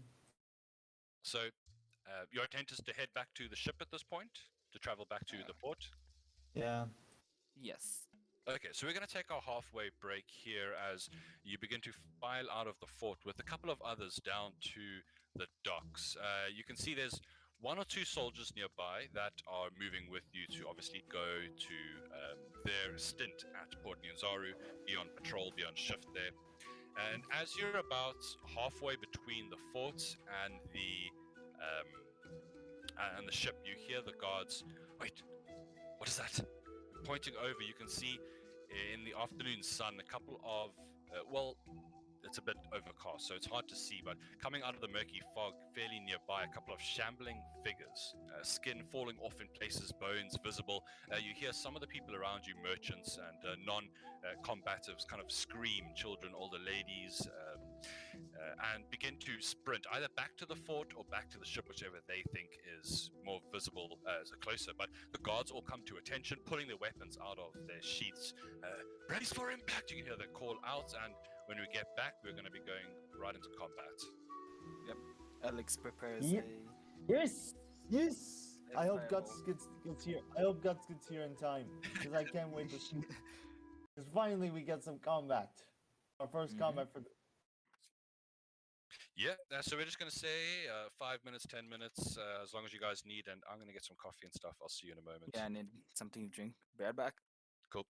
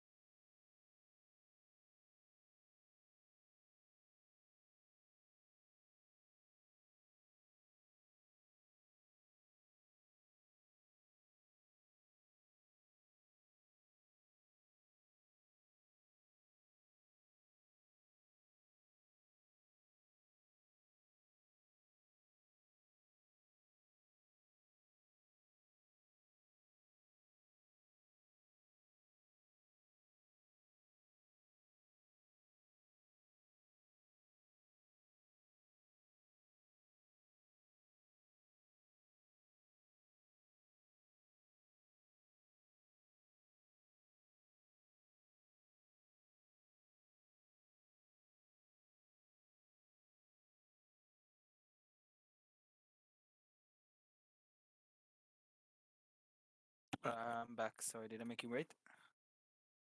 Guess not.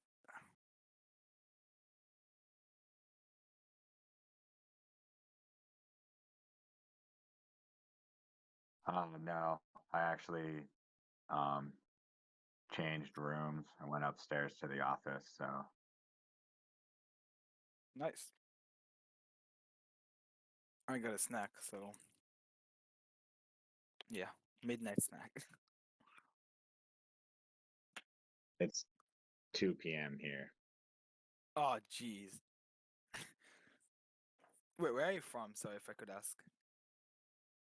Um, United States, Oh Colorado, yeah, yeah, Rocky Mountains, South Park, all that jazz. yeah. I assumed since the I time, but I have was just wondering. returned. I have returned. Hello. Hola.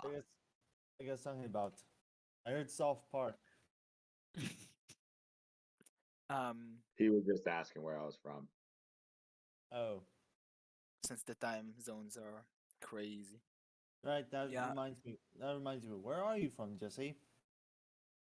Colorado, middle of Colorado. America, or United States. Oh, nice, Colorado. yeah. The last campaign I was supposed to be part of was on World 22, and it was with people from the US, and I had to wake up at like 4:30 a.m. and I was fine with it because it sounded cool. But geez, I'm kind of happy that I can play in a campaign that is at a reasonable time. Yeah, Yeah, I agree with you on that one. Cause I don't usually play with games on school days except Friday nights and Saturdays. Hmm. And sometimes Sundays, depending on the time, as long as it's not in the evening on Sundays, because I have school on the next day after that. Yeah. The good news is I'm going homeschooling next year. Oh, nice.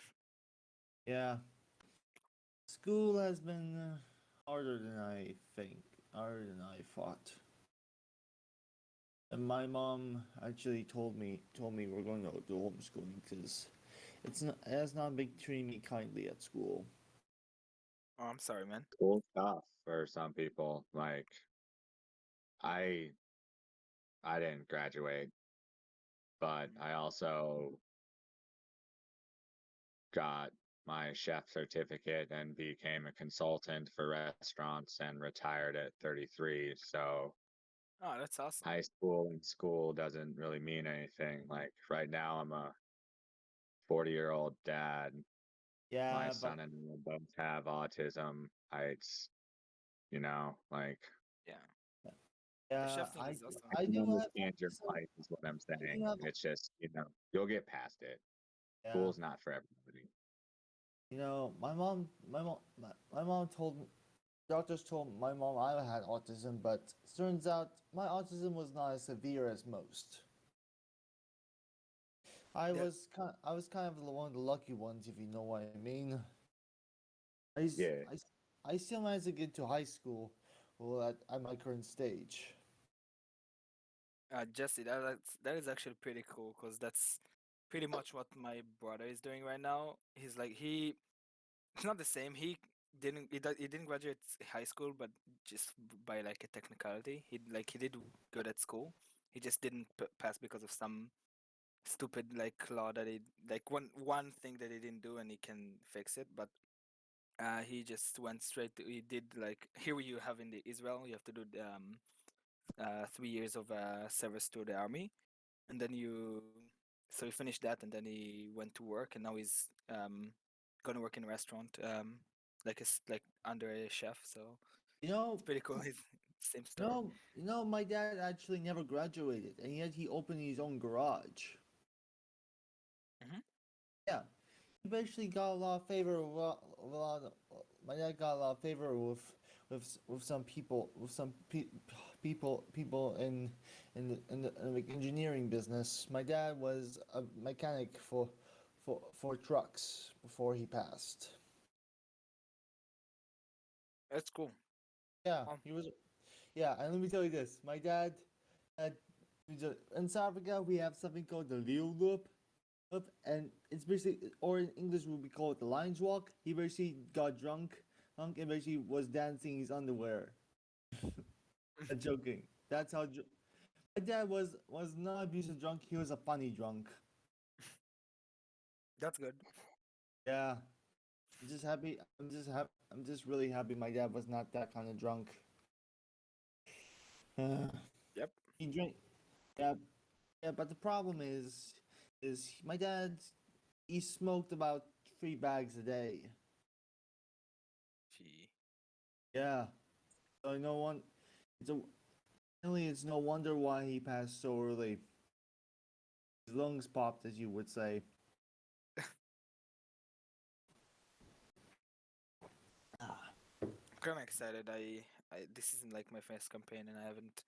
So I'm kind of excited for the first combat. Yeah, I mean, Should this be is gonna fun. be this is gonna be amazing. I just hope Guts gets here because I would really like to team up with him.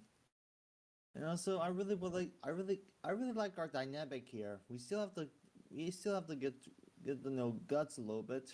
I mean, my character personally knows him, not fully, but she has met him in her past. Hmm. Since we're trying to since in this campaign we're trying to make a dynamic with our characters. Yeah, of course. Dynamic Yeah. is dynamic is flavor is key to many to characters and great campaigns. I mean, look at Critical Role. All their characters have great nice relationship with each other. Like Not the Brave and I forgot that wizard's name, but yeah, basically that. Liam? No, Liam is the Oh, actor. I don't know the name of the character. yeah, he's the wizard and the human wizard and the goblin rogue. Basically, those two have a really nice relationship together. I mean, technically, if you look at some kind of points, the wizard is actually kind of like the goblin's adopted son. Strange, isn't it? Uh-huh. I don't know much about Critical Role. I actually haven't watched that much of it, but I usually go by what I read on Wiki. Hmm. Yeah, because Critical Role is way too freaking long. How long? How do these voice actors have so much time on their hands? I mean, how do you Because have? the voice actors, they go into a studio dressed in jammies and do voices. And like Laura Bailey, as an example, she's in Skyrim. She's the female vampire princess. So every time someone buys any bit of Skyrim paraphernalia, downloads, merchandise, anything, she gets a cut. Matt Really? Mercer, is in Overwatch. Yeah, Anytime anything is done in Overwatch, he gets credit, gets money. And that's actually how they do what they do. Is like voiceover actors get yeah, paid per word and they also get marketing properties, unlike normal actors who just get paid for the character. And that's how they make up the money. And that's why, like, you'll have somebody like Rene Bergeonois, who was in Deep Space Nine, who didn't make that much money as an actor, but yet he did a slew of voices in Justice League Unlimited, Adventures of Batman. He reads books. He's every Nordic voice in Skyrim. Made millions and millions off of that, and never actually even had to do Deep Space Nine. that's So impressive. they make money, like good money, for just reading lines and drinking tea. Hmm. Like, and then No, yeah, you're left with, okay, I worked 2 days this month. in I'm my gonna take opinion, out music. in my opinion, question: if you guys were able to get a seat on the Critical Role cast, what character would you want to play the entire campaign? I don't have an answer because I don't know much about Critical Role. I really don't. I'm sorry. Yeah, it's I- it's understandable. Understandable. For me, yeah, I would probably play a kobold rogue or Sangine as I am now because I really like Gine. I have played Gine 3 times. This is my third time I'm playing Gine, by the way. Cool. All right, I am back, and we can get into things when you guys are ready. I am I am ready. always ready. I just really hope Guts gets here soon because I really would like him to kick some ass. Yeah, Person is- unfortunately, it looks like he's not going to make this one, as we're already getting towards the end of the session, fairly close. Um, maybe he'll join with us next time. Hope he's alright. Mm-hmm. So you guys, Yeah. Okay, so are you gonna control Guts's token? yes, I'll be doing that. And I'm just going to get you all on the map here. You are in the bottom right. There's a group of soldiers that are taking on another group of zombies up at the top. But you can see a couple shuffling out of the forest towards you. Now they are fairly slow, so let's put them back a little bit further than that, because you would have a moment to react, of course, as they're approaching. A question. Yes. The poster before the camp said about like per ghoul head. Like, these are not ghouls, right? These are just zombies, right? Correct. All right. Okay. Not that interesting, but we'll still kill them. Yeah, so ghouls are slightly more vicious than the garden variety zombies, as these like amble forward towards you, tasting the life in your veins, kind of wanting to at least. You can see that, strangely enough, each one has this blue triangle painted on their forehead as like a similarity. Otherwise, they're all different rags, different. Some of them are different, like body shape slightly. But as we get into things, I'm just going to grab all your initiatives here. I'll roll from. Oh, you roll for everyone already? How's that Yep. possible? I'm just using We talked about that. I did Music. not know that. some things to make it easier, but oh my goodness, looks like I gave the zombies a natural 20. Oh, how dare you! No, I'm kidding. It's going to be an interesting first combat. But as these creatures are moving towards you, is there any kind of defensive spell, any last minute thing you want to do? Not necessarily throw out an attack before combat starts. I don't actually have any defensive spells. No, Okay, at least Yeah, just not. then checking. At least not yet. At least not until get to second level when I pick up Armor of Shadows. Okay, Guts pulls out his weapon and prepares for the zombies to charge forward, and that's going to bring us straight into combat. So, you see I these. want to. Yes? I just was waiting till you were done. Sorry. No problem. I want to take out my net, which is what I use as like a hammock to sleep in while we travel. And the first one that runs at us or gets close enough to us, I want to ready an action to throw the net onto him. Okay. In that case, can I prepare the dodge action just in case? Sure. We get to the zombies. They begin to sprint forward. Now, not the fastest of creatures, and even with a direct run, yeah, I think they're going to really eager to get to you. They are going to be dashing. So this one's going to move right up to Guts. I believe Coppersworth, that should trigger your hold action. Yep. They're all going to be moving up 40 feet, but they're dashing, so they're unable to do anything else this turn. Maybe you want to throw it at the one by Sangine. It's up to you which one you target. The one going after Sangine. Okay, yeah, so the net hits, natural 20. Does that need a save by him? How does the net work again? He takes 2 damage, and then he's grappled. Okay, he's grappled. Weighted net holding this zombie down as it gets to you, Sangine, hands outstretched, now covered with this kind of thick, heavy rope. He looks like he is going to be unable to move until he gets rid of that. That ends their turn, though, bringing us to you, Ine. Okay. Ine is Guinea is gonna try. Can I trigger opportunity to attack when I move away from this? Yes. But isn't he grappled? What does that do with? Grappled means his speed is 0, and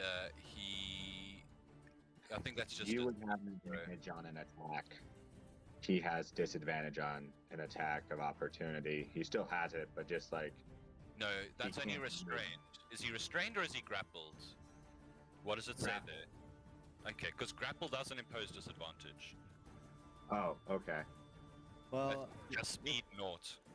the thing I took the disengage action. I mean dodge action. Well, that ends now though, because it's your turn, so you're not dodging technically anymore. All right, that makes sense. Okay, let's see what I can do. Okay, Guinea can't do that much right now. Okay, because Guinea is not built for close range combat. He's never been built for that. Fair enough. Yeah.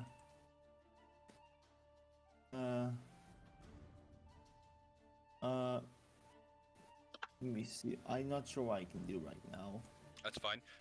Elixe, you're actually sharing an initiative, and what's your dexterity? Dex, it's pretty high. It's not super high, but it's good.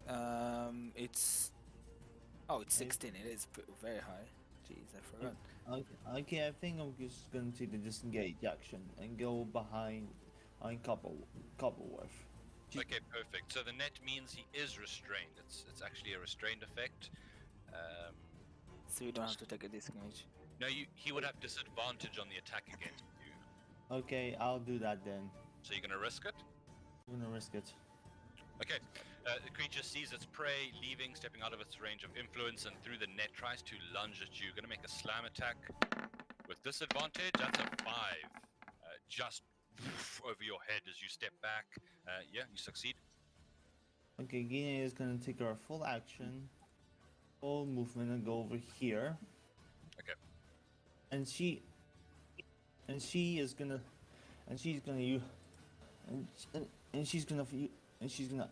channel her energy into firing an eldritch blast at it. Nice. Okay, attack roll. Oh, Yeah. that hits, yeah. Go roll damage on that. 2 force damage. 2 force, okay. Knocking it off balance as it's trying to get the rope off of its head. Are you going to be ending your turn there? Anything for a bonus? Not right now. Okay. That brings us to Elixe. I can move and cast a spell, right? Yeah. So Yes. I wanna be a little bit more back, so I don't. Yeah, I think I'll take like 2 steps back, or like right here, and aim at this one. I don't know how to. Okay, this one with a firebolt. So on the left, if you use the mouse cursor, which is the top left icon, then holding left click on the map will ping somewhere wherever you left click. Left click. Oh, this. Ah, perfect. So Perfect. this one. Okay, so just so you're aware, the only one that's taken damage is this one on the side here. Yeah, but I. No, it's up to you. So, like, just letting you know. If I shoot, so let's say I shoot I shoot on this one. Do I have any chance of hitting Copperworth? Well, you still have your full movement. You could just take a step to the Okay. side. Yeah, that way, right? Sure. Yeah, that way. Okay, that's good. So I'll take, And he's a fairly small fellow. I don't think that'd be too much of a problem.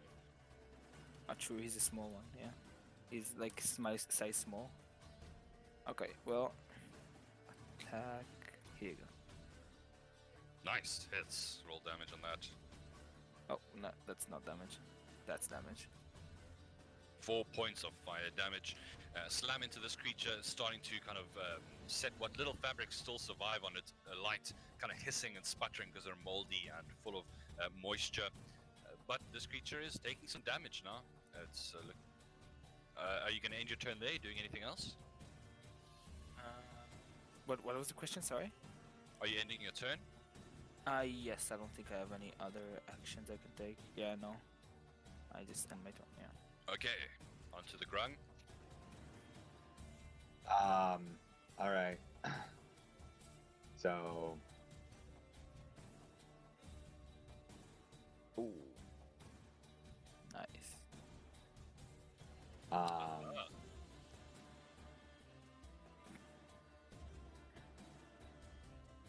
and then just so we all know, I'm gonna do a standing leap to right here. And then, actually no, sorry, to right here. And then I'm gonna take my sickle out and attack the one between Guts and I. Okay. Flanking. You get a +2 to your roll.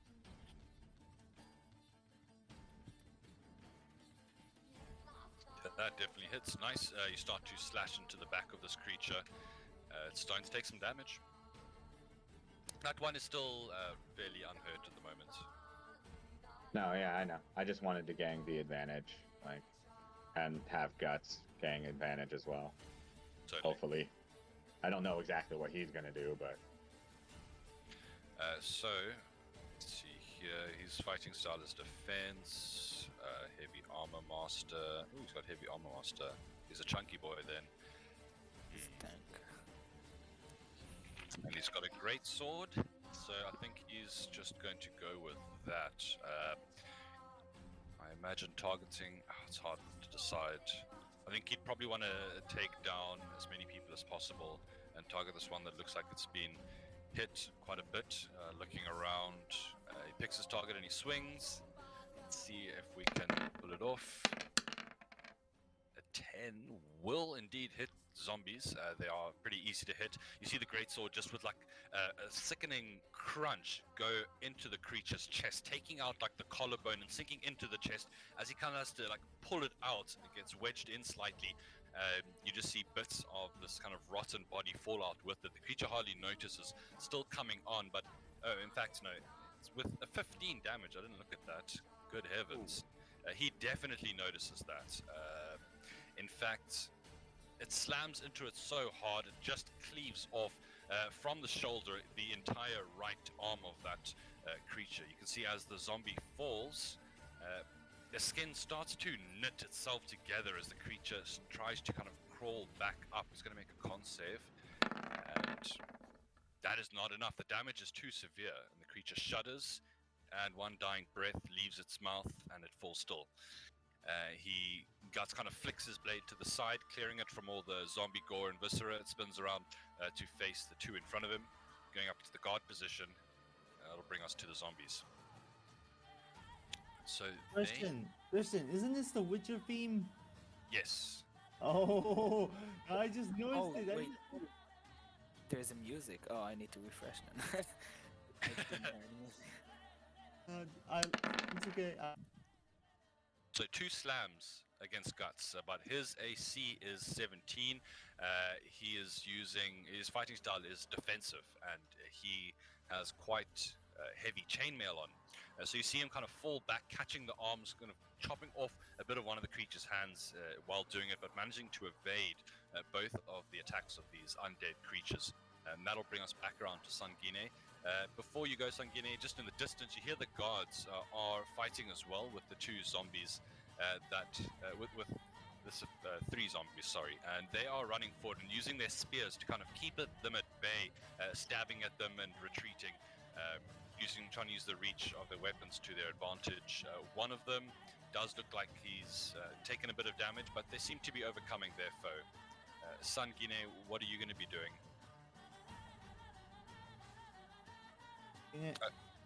Gine sees them and sees them. She's gonna try to put her trust in this. Let's hope they can. Let's hope they can handle it.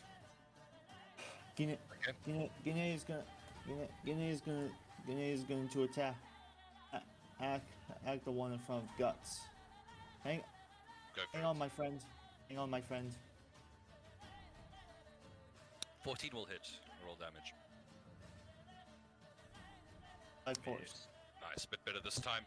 Slams right between the 2 fighters as the creature got hacked by Coppersworth. It began to spin around, and you kind of throw it off balance as it's now between the two fighters. Are you staying where you are? Are you doing anything else for your turn? Gine is gonna stay where she is. It's okay if I do. Question: What happens if I do a skill check? Is that actually an action or just a? No, I'm happy for you guys to interact with the world and do things during combat. I'm pretty lenient with that, with free actions. You're welcome to make a skill check if you like, if you want to look around or do something. Right. Gine is gonna try. Gine is just going to try. Is gonna try to listen around to see if there's any more zombies coming their way. Okay, do it. So 11. With the sound of combat around you, 11 is just not going to do it, but you're keeping an eye out. Right now, because of the ridgy landscape around you, it's hard to see very far. So maybe after battle, you try and find a vantage point. Yeah. Okay. Now is it Luxie's turn. I'll just mute myself. Oh, so what I was going to say is you could probably check out push to talk. Might work very well for you, Gine, as well. And you don't have to click mute the whole time. Just push a button on your keyboard. I'm actually used to this, so don't worry about it. Okay, yeah, no, so that's fine. Elixir, what you doing? I have a question. Is this like blocked off, or is this just logs here? It's just logs that have been pushed onto the road. Okay, well, I will take my firebolt shot. Hopefully hits. That does in Very fact hit. close. Very close. 5 damage on this Creature one. doesn't even kind of notice it. It just slams into the back and sets the back alight, kind of eating into the left shoulder blade there. But it takes damage, but it just keeps on turning towards Coppersworth. Oh well. So you can see, keep in mind then, when you see the tokens turn yellow, that means they're bloodied at 50% health, and they'll start turning red. More red, the less health they have until they get the X. And I guess I'll walk more towards this. My goal is to be able to go to this guy at some point and heal him if none of us get hurt. So yeah. Okay, very well. On to you, Coppersworth. Alright.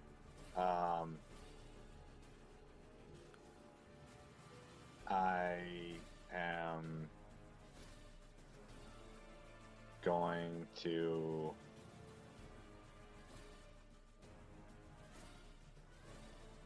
I'm just going to go ahead and hit him with my sickle again. Okay. Oh, very nice. And where are you aiming and targeting? Circle!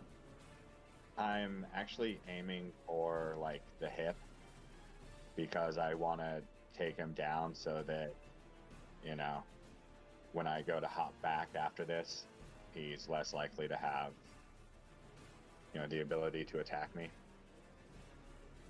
Okay, fair enough. So, slamming into the hip, I mean, you feel the sickle pierce far, and as you kind of pull back, you cut a whole bunch of tendons. It's pretty easy because of how decayed the body is. And you can see, I mean, it's fairly gross for what it is, but the creature loses the strength to kind of stand, and as it leans on one of the legs, it actually collapses. It's going to be falling prone from that. In fact, I think it's fair enough to give it a strength check, just to see if he's able to stay up.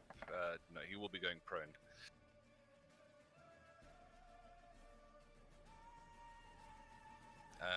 Anything else from you? So I actually kind of want to retreat to like this position now. Yeah, so well, he'll have disadvantage on his attack against you, though. Yeah. So he'll attempt that, trying to reach out and stop you. A 13 to hit. Yep. Okay, just one of these, and the creature's strength is surprising, and it slams into your leg and full bludgeoning. Now, isn't there something that happens when someone touches you, or is it just grapple you? So alright, so Well, he's probably immune. Zombies are immune to poison, so yeah, that's why it's not gonna matter. for sure. But just so you have it, this is what it is. Thanks. Okay, well, that'll bring us to guts. I'll go through that during one of the players' turns. He sees you wounding this creature.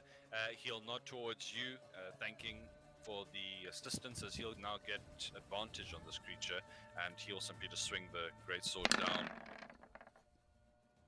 And with that, he will cut it in half.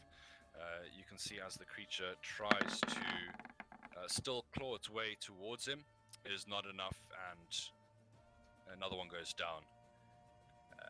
But as he is spinning towards the remaining zombie, it launches at him with a slam attack. He is really armored though. Just in time for him to kind of catch it and repel it, go into a defensive stance, bringing us around to Sangine. You can see Sangine at the top. What's happened is one of the soldiers, the zombie's actually fallen upon him. He's gone down to the ground, looking extremely wounded, and the one next to him is like trying to stab at the zombie to get it off of him. It looks like I really looked at this beforehand. one I've of just them. been focused on this. Oh yeah. Well, they seem to. There's more of them. They definitely outnumber their opponents. You can see that some of the guards are running over to help with this one, but you're not really sure if they're all going to make it out alive as it's looking now. So what are you going to be doing, Sangine?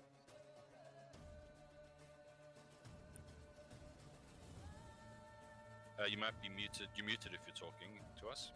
Oh, sorry. Thank you.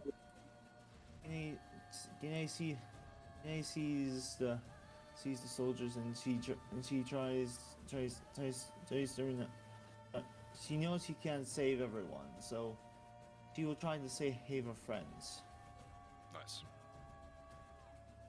Gine is going to use healing. Where is it? Not healing. Healing light.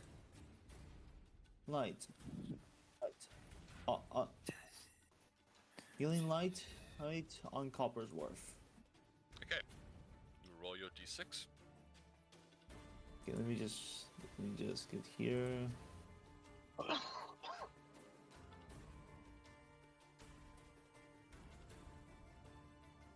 2 healing for Copper's Wharf.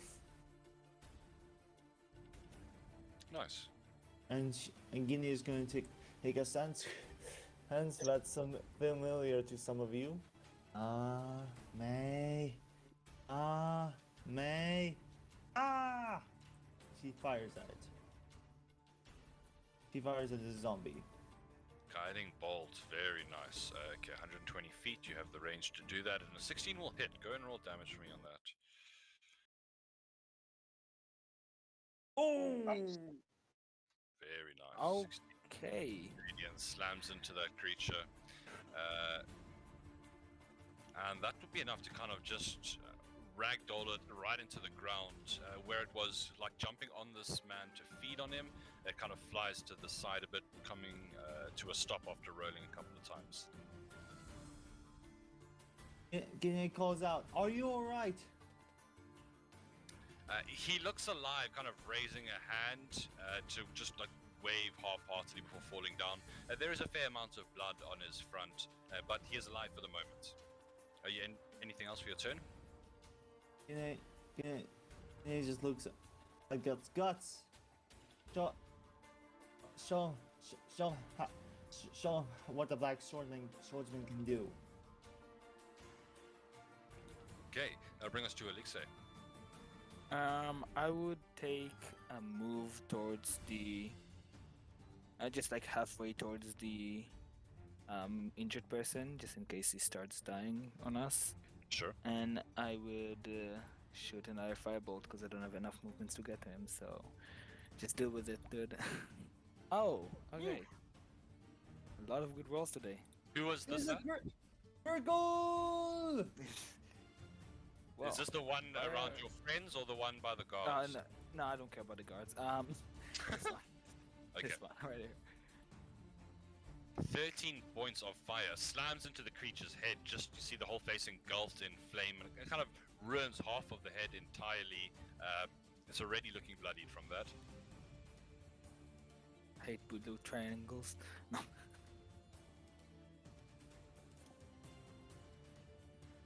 Coppersworth, over to you.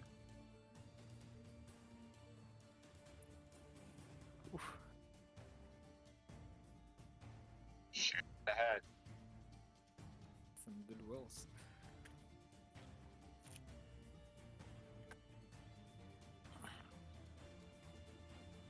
And then I want to start making my way up. So 25 feet is right there.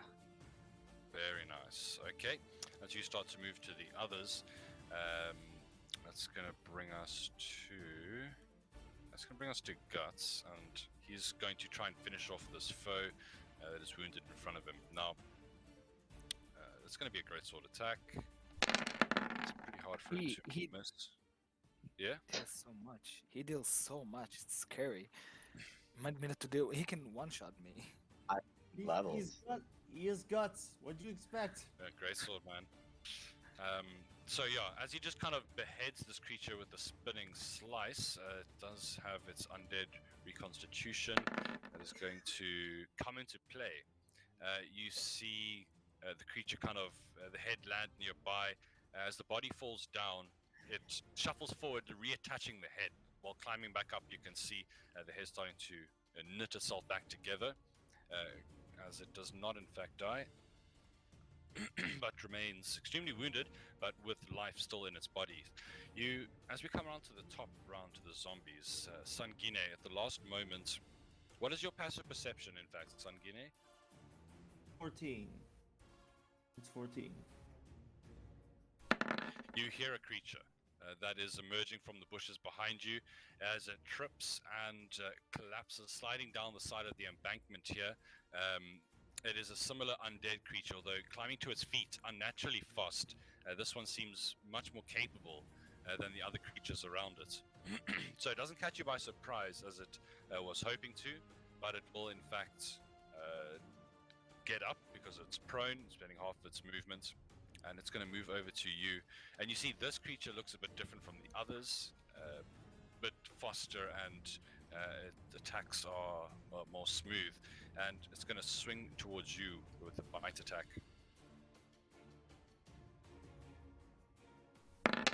Oh. Oh. You okay? I am down. I am down. You're fine. Don't worry, Okay, you're fine. so- You're fine. The ghoul takes down Sangine. Unfortunately, coming from behind, the reactions are just too slow as the bite manages to land a horrifyingly accurate blow. That is going to end the creature's turn. Unfortunately, Sangine, that brings us to you, and you're going to have to make me a death saving throw. You have no fails or success at the moment, so just roll me a d20. You're fine. Don't worry about it. D20. Nice. Oh, nice. Strong success. You're not ready to go yet. Leaksay, onto your turn. Remember that guard? I don't care about him anymore.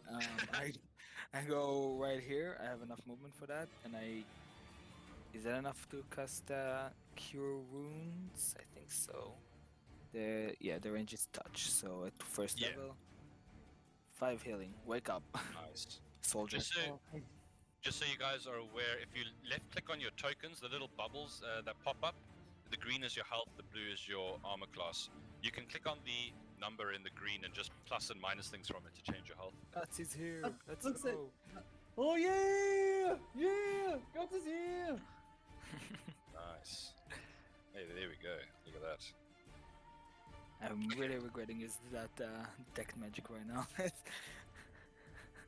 So Coppersworth, you see your friend drop from another one of these creatures that was seemingly using the zombies as a way to get a surprise attack for itself. How are you reacting?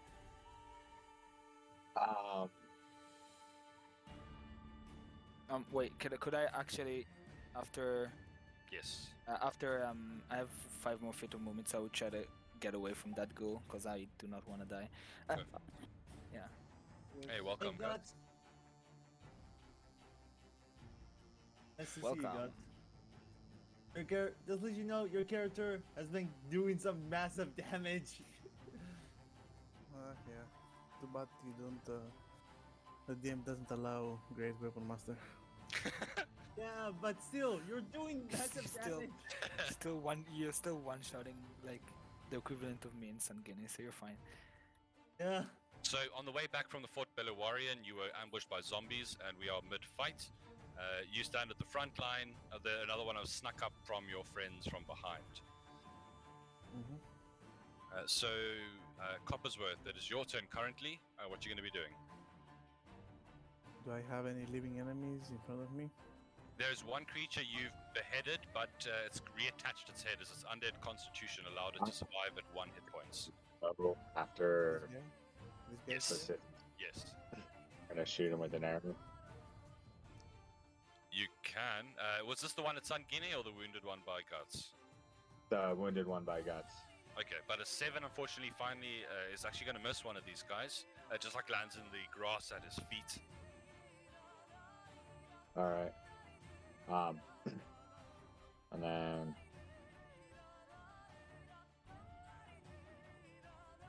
I'm going to hop over to here. Perfect. I fist bump Copperworth. Your turn. So that brings us to Guts. Now you stand here with a very wounded enemy in front of you. This creature behind you, the ghoul here, it jumped out and did manage to crit Sangine, dropping him unfortunately in 1 hit. And he was brought back by Elixir. Do I see that? Do I notice that? Yes. Okay, so Elixir, Son, and who else is on our board? On our Cop- team? Coppersworth. Copper. Just call me Yeah. Copper. I need some time to learn that. That's okay. Mhm. Going next Sure. next to that guy. So you will take an attack of opportunity, eh? Yeah. Just hit me. They have not been able to so far, and they miss once again. Carry on. Yep. Attacking this one. Nice. 11 slashing opens up the creature as you stab into the stomach. Blood just pouring out onto the, like old dried blood onto your sword. Cries out, trying to pull itself off the weapon. Yeah, do you allow flanking? Yes, you get +2 to your attack roll. Yeah, okay, never mind. I will move. I think I did 25 feet or 20 feet. You have enough to get there, it's fine. Yeah, I will go there. That's my turn. Okay, then that brings us to... get back to the zombies who are not doing too well, but this one, looking around, its enemy has escaped it. It's going to shuffle towards the closest person, Elixir this time. So me. now, yeah, it's going to make a slam attack. And it actually rolls very well. Hits, yeah, that hits. So Maybe don't try me. your confidence fades as you realize the undead strength this creature possesses as it slams into your chest, kind of winding you for the moment. And trying to pull you closer to hungrily bite down on you. You can see the head is reattached at the slightly wrong angle, so it's looking in a weird direction. And that brings us to Sun Guinea. Now, this creature that has devastated you, standing there in front of you, Guts has wounded it. What you doing?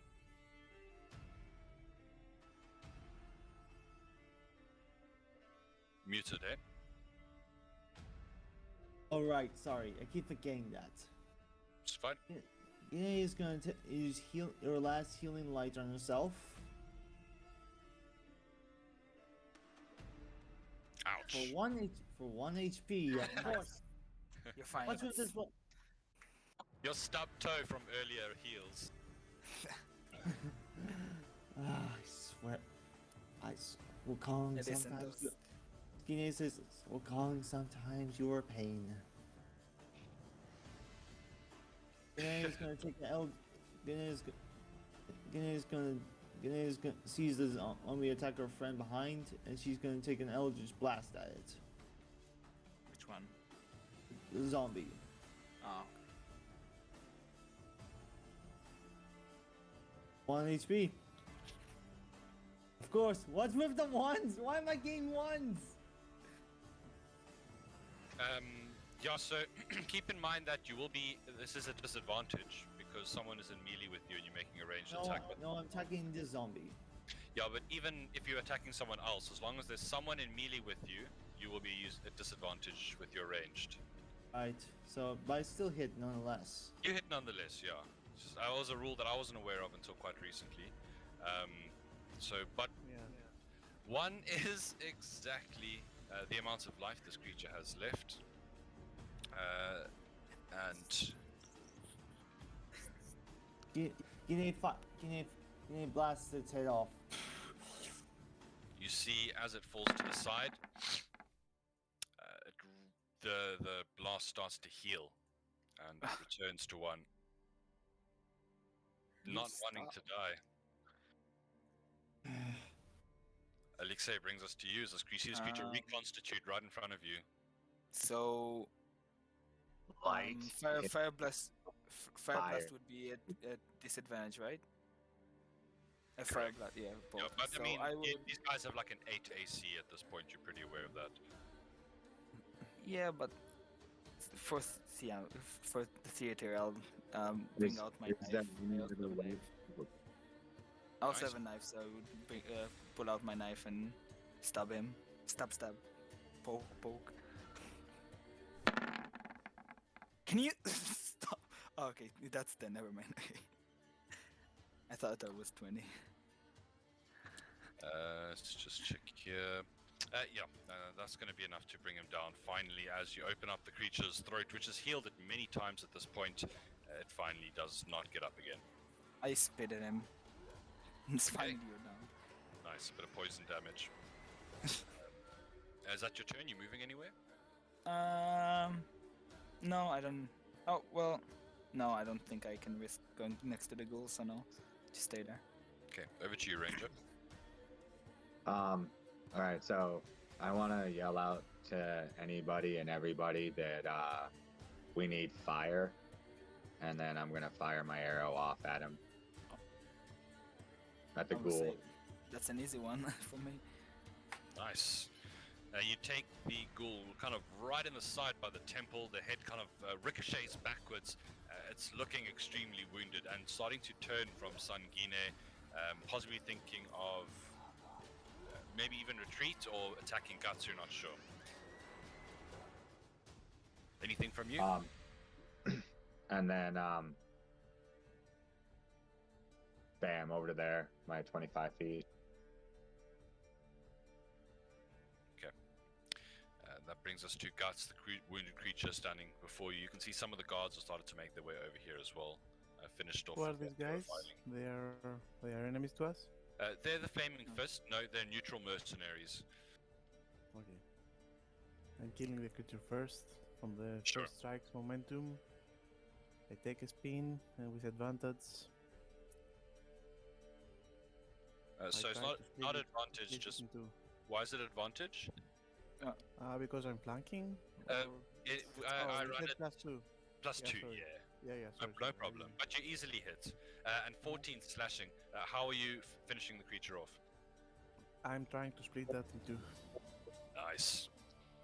You just hear a cry from Guts as a huge overhead slice slams into the creature's head, down into the chest, and as the creature tries to turn, the last bit of movement is just what he needs to finish off, and you see the two halves just split to the side as the creature, no chance, is taken care of.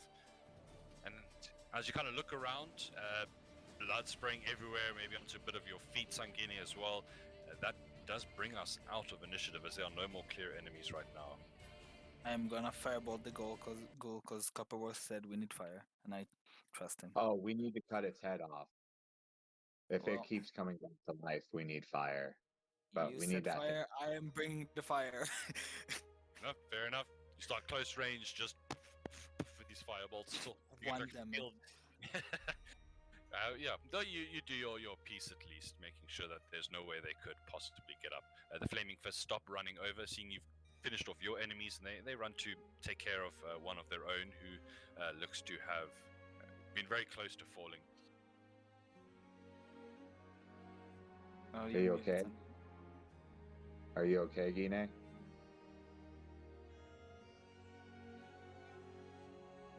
You are muted. I'm fine. I just need a rest. Come, that soldier will need help. Will need some help to get some. A soldier will need help to get healing. Follow me. Well, they seem to be they're after getting attacked. They're pretty interested in heading back to Fort Beluarian, and they look to be bringing the wounded soldier with them. If you want to do anything, though, you're welcome to interrupt that. Excuse me, Ina goes over to the soldier and says, "Are you alright?" His face is quite white, and he doesn't reply to you, but the others. He took quite a serious smash to the stomach. I think broken ribs, maybe even punctured lung. He's sounding wheezy. Was he bit? Is there any like open wounds with blood? Okay, There's a couple. Gina is maybe out of healing, but she will do something to try to bless the soldier. Can I do a medicine check on him? And can I do religion? Can I do a religion check to see if some Wukong will help aid in this man's recovery? I think you can give me a medicine check for now. See how that goes. So Again, 12. There's not much you could do for him without kind of quite intense medicines, healing poultices, stuff like that. They're probably right in just taking him back to the fort, where they most likely have medical facilities of some caliber.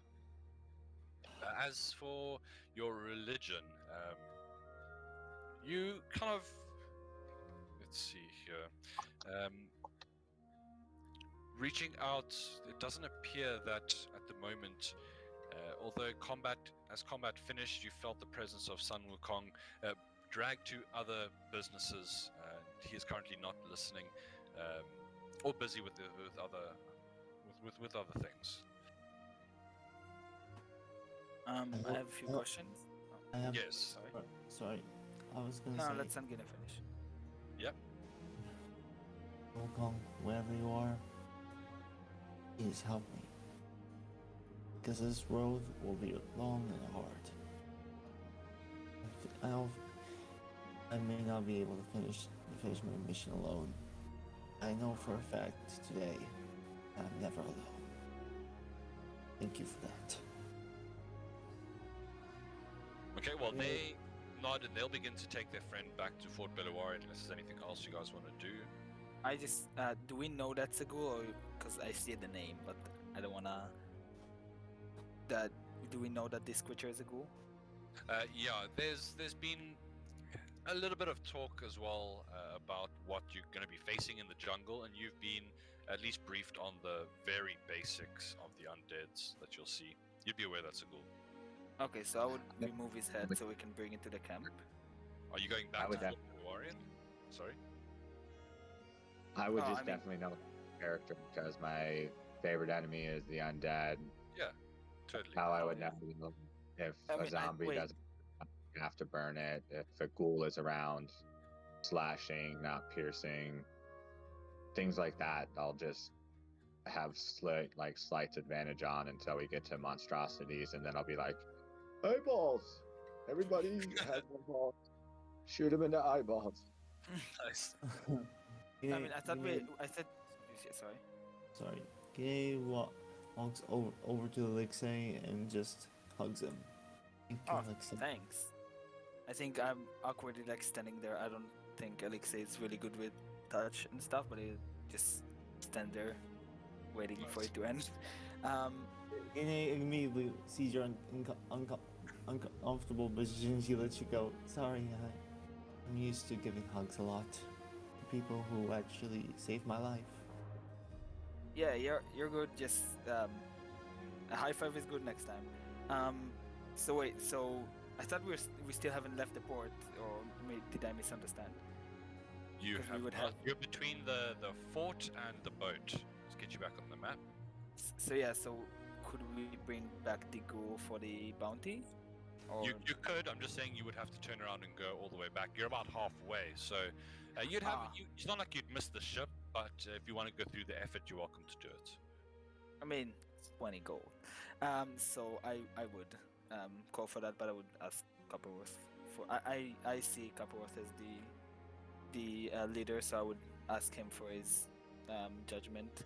And also, does the ghoul have the blue triangle on his head, or Yes. The scene. All right. Yeah. Just wanted to know. I was actually going to be asking about that same thing.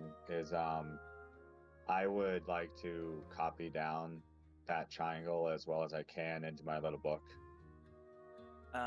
Yeah, that remind me also. Easier than that, I'm gonna cut off one of the skins of the zombies so I can keep it as a reference. And can I examine the triangle on the head to see what purpose it serves? You can attempt it. Let's see. I think arcane would probably be appropriate. Okay, arcane. Let's see what I get. 17. Finally, my bear roll. So you're up here. Sorry, my map hasn't loaded yet. There's a place, Fort Beluarian. Okay. The boat is parked at the coast, the one you took from the fort. It was a day and a half's travel. You guys saw a couple of flying dinos, and you saw the dragon turtle that makes its home in the Bay of Chult attack one of the other ships, and then leave it alone once they had given it enough tribute. Tales were passed around about this. Also, one more question about these hexagons, which are white. They are unexplored map parts. Correct. Okay. Yeah, and these areas here are zombie undead presence, so a lot of people know to kind of stay away from these two areas. The rivers are typically the safest. Nice. What was I going to say? Yes, you got a 17 for your Arcana. The blue triangle on their head, it's not... I mean, for it to have survived on these creatures that obviously roam around the jungle, and they all seem like quite aged. You're not sure how long they've been undead. It's a bit hard to tell, but it's the remnant. What you can gather is definitely the remnant of some kind of. Let's see. What would you guess? Probably some kind of mass ritual or some kind of ceremony, some spell that was cast over all these creatures at once. I Oh. tell that to the party. Tell that to the party. That is awesome. Okay. All I right. think Someone or some cult is bringing these zombies back from the dead in large numbers.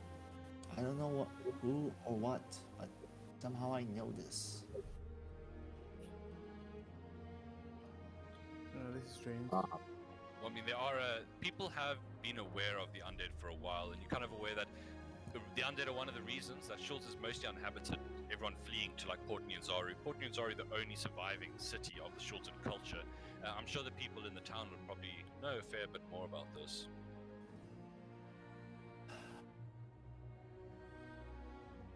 I'm gonna look back and let them know that we don't need the ghoul head because we got 4,000 gold waiting for us.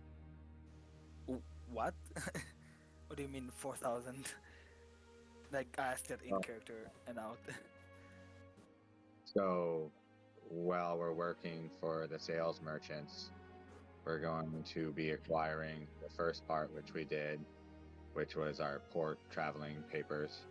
And we're going to be going down south and looking for an excavating crew and some artifacts to bring back. And if we are able to do that, we're given, I believe it was 4,000 apiece. Where did you get this information from? You, as you were talking to us. No, I don't believe I said 4,000 ever. 4,000 Okay. seems like a large amount. I don't think I've spoken That's about fine. excavation. Sorry, I don't recall that. There's definitely money to be made in the jungle, don't get me wrong. But there's also lots of danger to be had, as you just experienced a brief taste of some of the denizens. And you can see to the south, moving over the plains, there are other undead creatures just kind of meandering around, too far away to pick up your scent. Oh, there's a bit of feedback there. Okay, Don't worry. but does that mean you guys are turning around to go back to Fort Beluarian to claim your 20 gold? If it will that entail like danger? You won't miss your ship. Okay, then never mind. You know what? I'll just throw the ghoul head. I will keep the template of like the skin part of the forehead of one of them, Okay. whichever looks the best, like in best condition. Okay. Definitely not the Unfortunate. one that its head split in half Yeah. by guts. Yeah, which And one is still- that? I'm pretty sure that happened to like 90% of them. But Yeah, he walks up to Guts and says, "You're still as strong as ever." Well, and then as you head back to the coastline to get back onto the Sea Spray, Captain Hikar nodding as you guys board, you can see the day getting on, and quite a nice day it looks to be, as you got a bit of sailing ahead of you. So you got another day of downtime if you want to be doing anything. You can already see the Quetzalcoatlus flying from the mountains out to the oceans for their daily fishing trips. And I think as we depart back to Port Nyanzaru, we're going to be ending today's session here. Nice. Alright. So, do we level up from Awesome. that, or? I think you guys can go to level 2 from that. oh, really? Oh, awesome. Yeah. Yeah. I Nice. wanna heal myself on the downtown core. For sure. Should we do So do apply I. the level up now or not? Whenever you want to do it, it's fine. And you can roll your hit dice or take an average, it's up to you. But if you roll really low, you are stuck with it. Okay. Even if we Alright. roll one? I am still gonna. I am just That's- gonna go with the that's the average. risk. Fuck that. How do I know which? How do I know which hit dice I roll? I'm gonna roll so high. Oh, shame, you're the fighter as well. This one time I'll let you take average if you'd prefer, man. I don't want to. I don't want to cut you down short. That's one reason why I just take average, since it's We're fair. gonna need you healthy. Sorry to interrupt you, Genie. Guys, actually, I'm sorry to call it early here, but I actually have something I need to do, so I'm gonna say goodbye till next week. Alright, just Yeah, saying. definitely. I gained an 8. I get 8 HP. Hey, you cheeky bastard! Nice one. Thank you all for playing, and I hope you enjoyed it. A bit of combat, and there's gonna be much more if you're heading into the jungle. Trust me. Thank you. All right, Could cheers, I guys. ask, See you next week. We are Yes, four players here. I thought Four? we were 5. Oh, one of the gentlemen said his work schedule changed and he couldn't stay with the game. Ah, okay. So No problem. hopefully in the next week or two we're gonna go up to 6, and that's where I want to stay.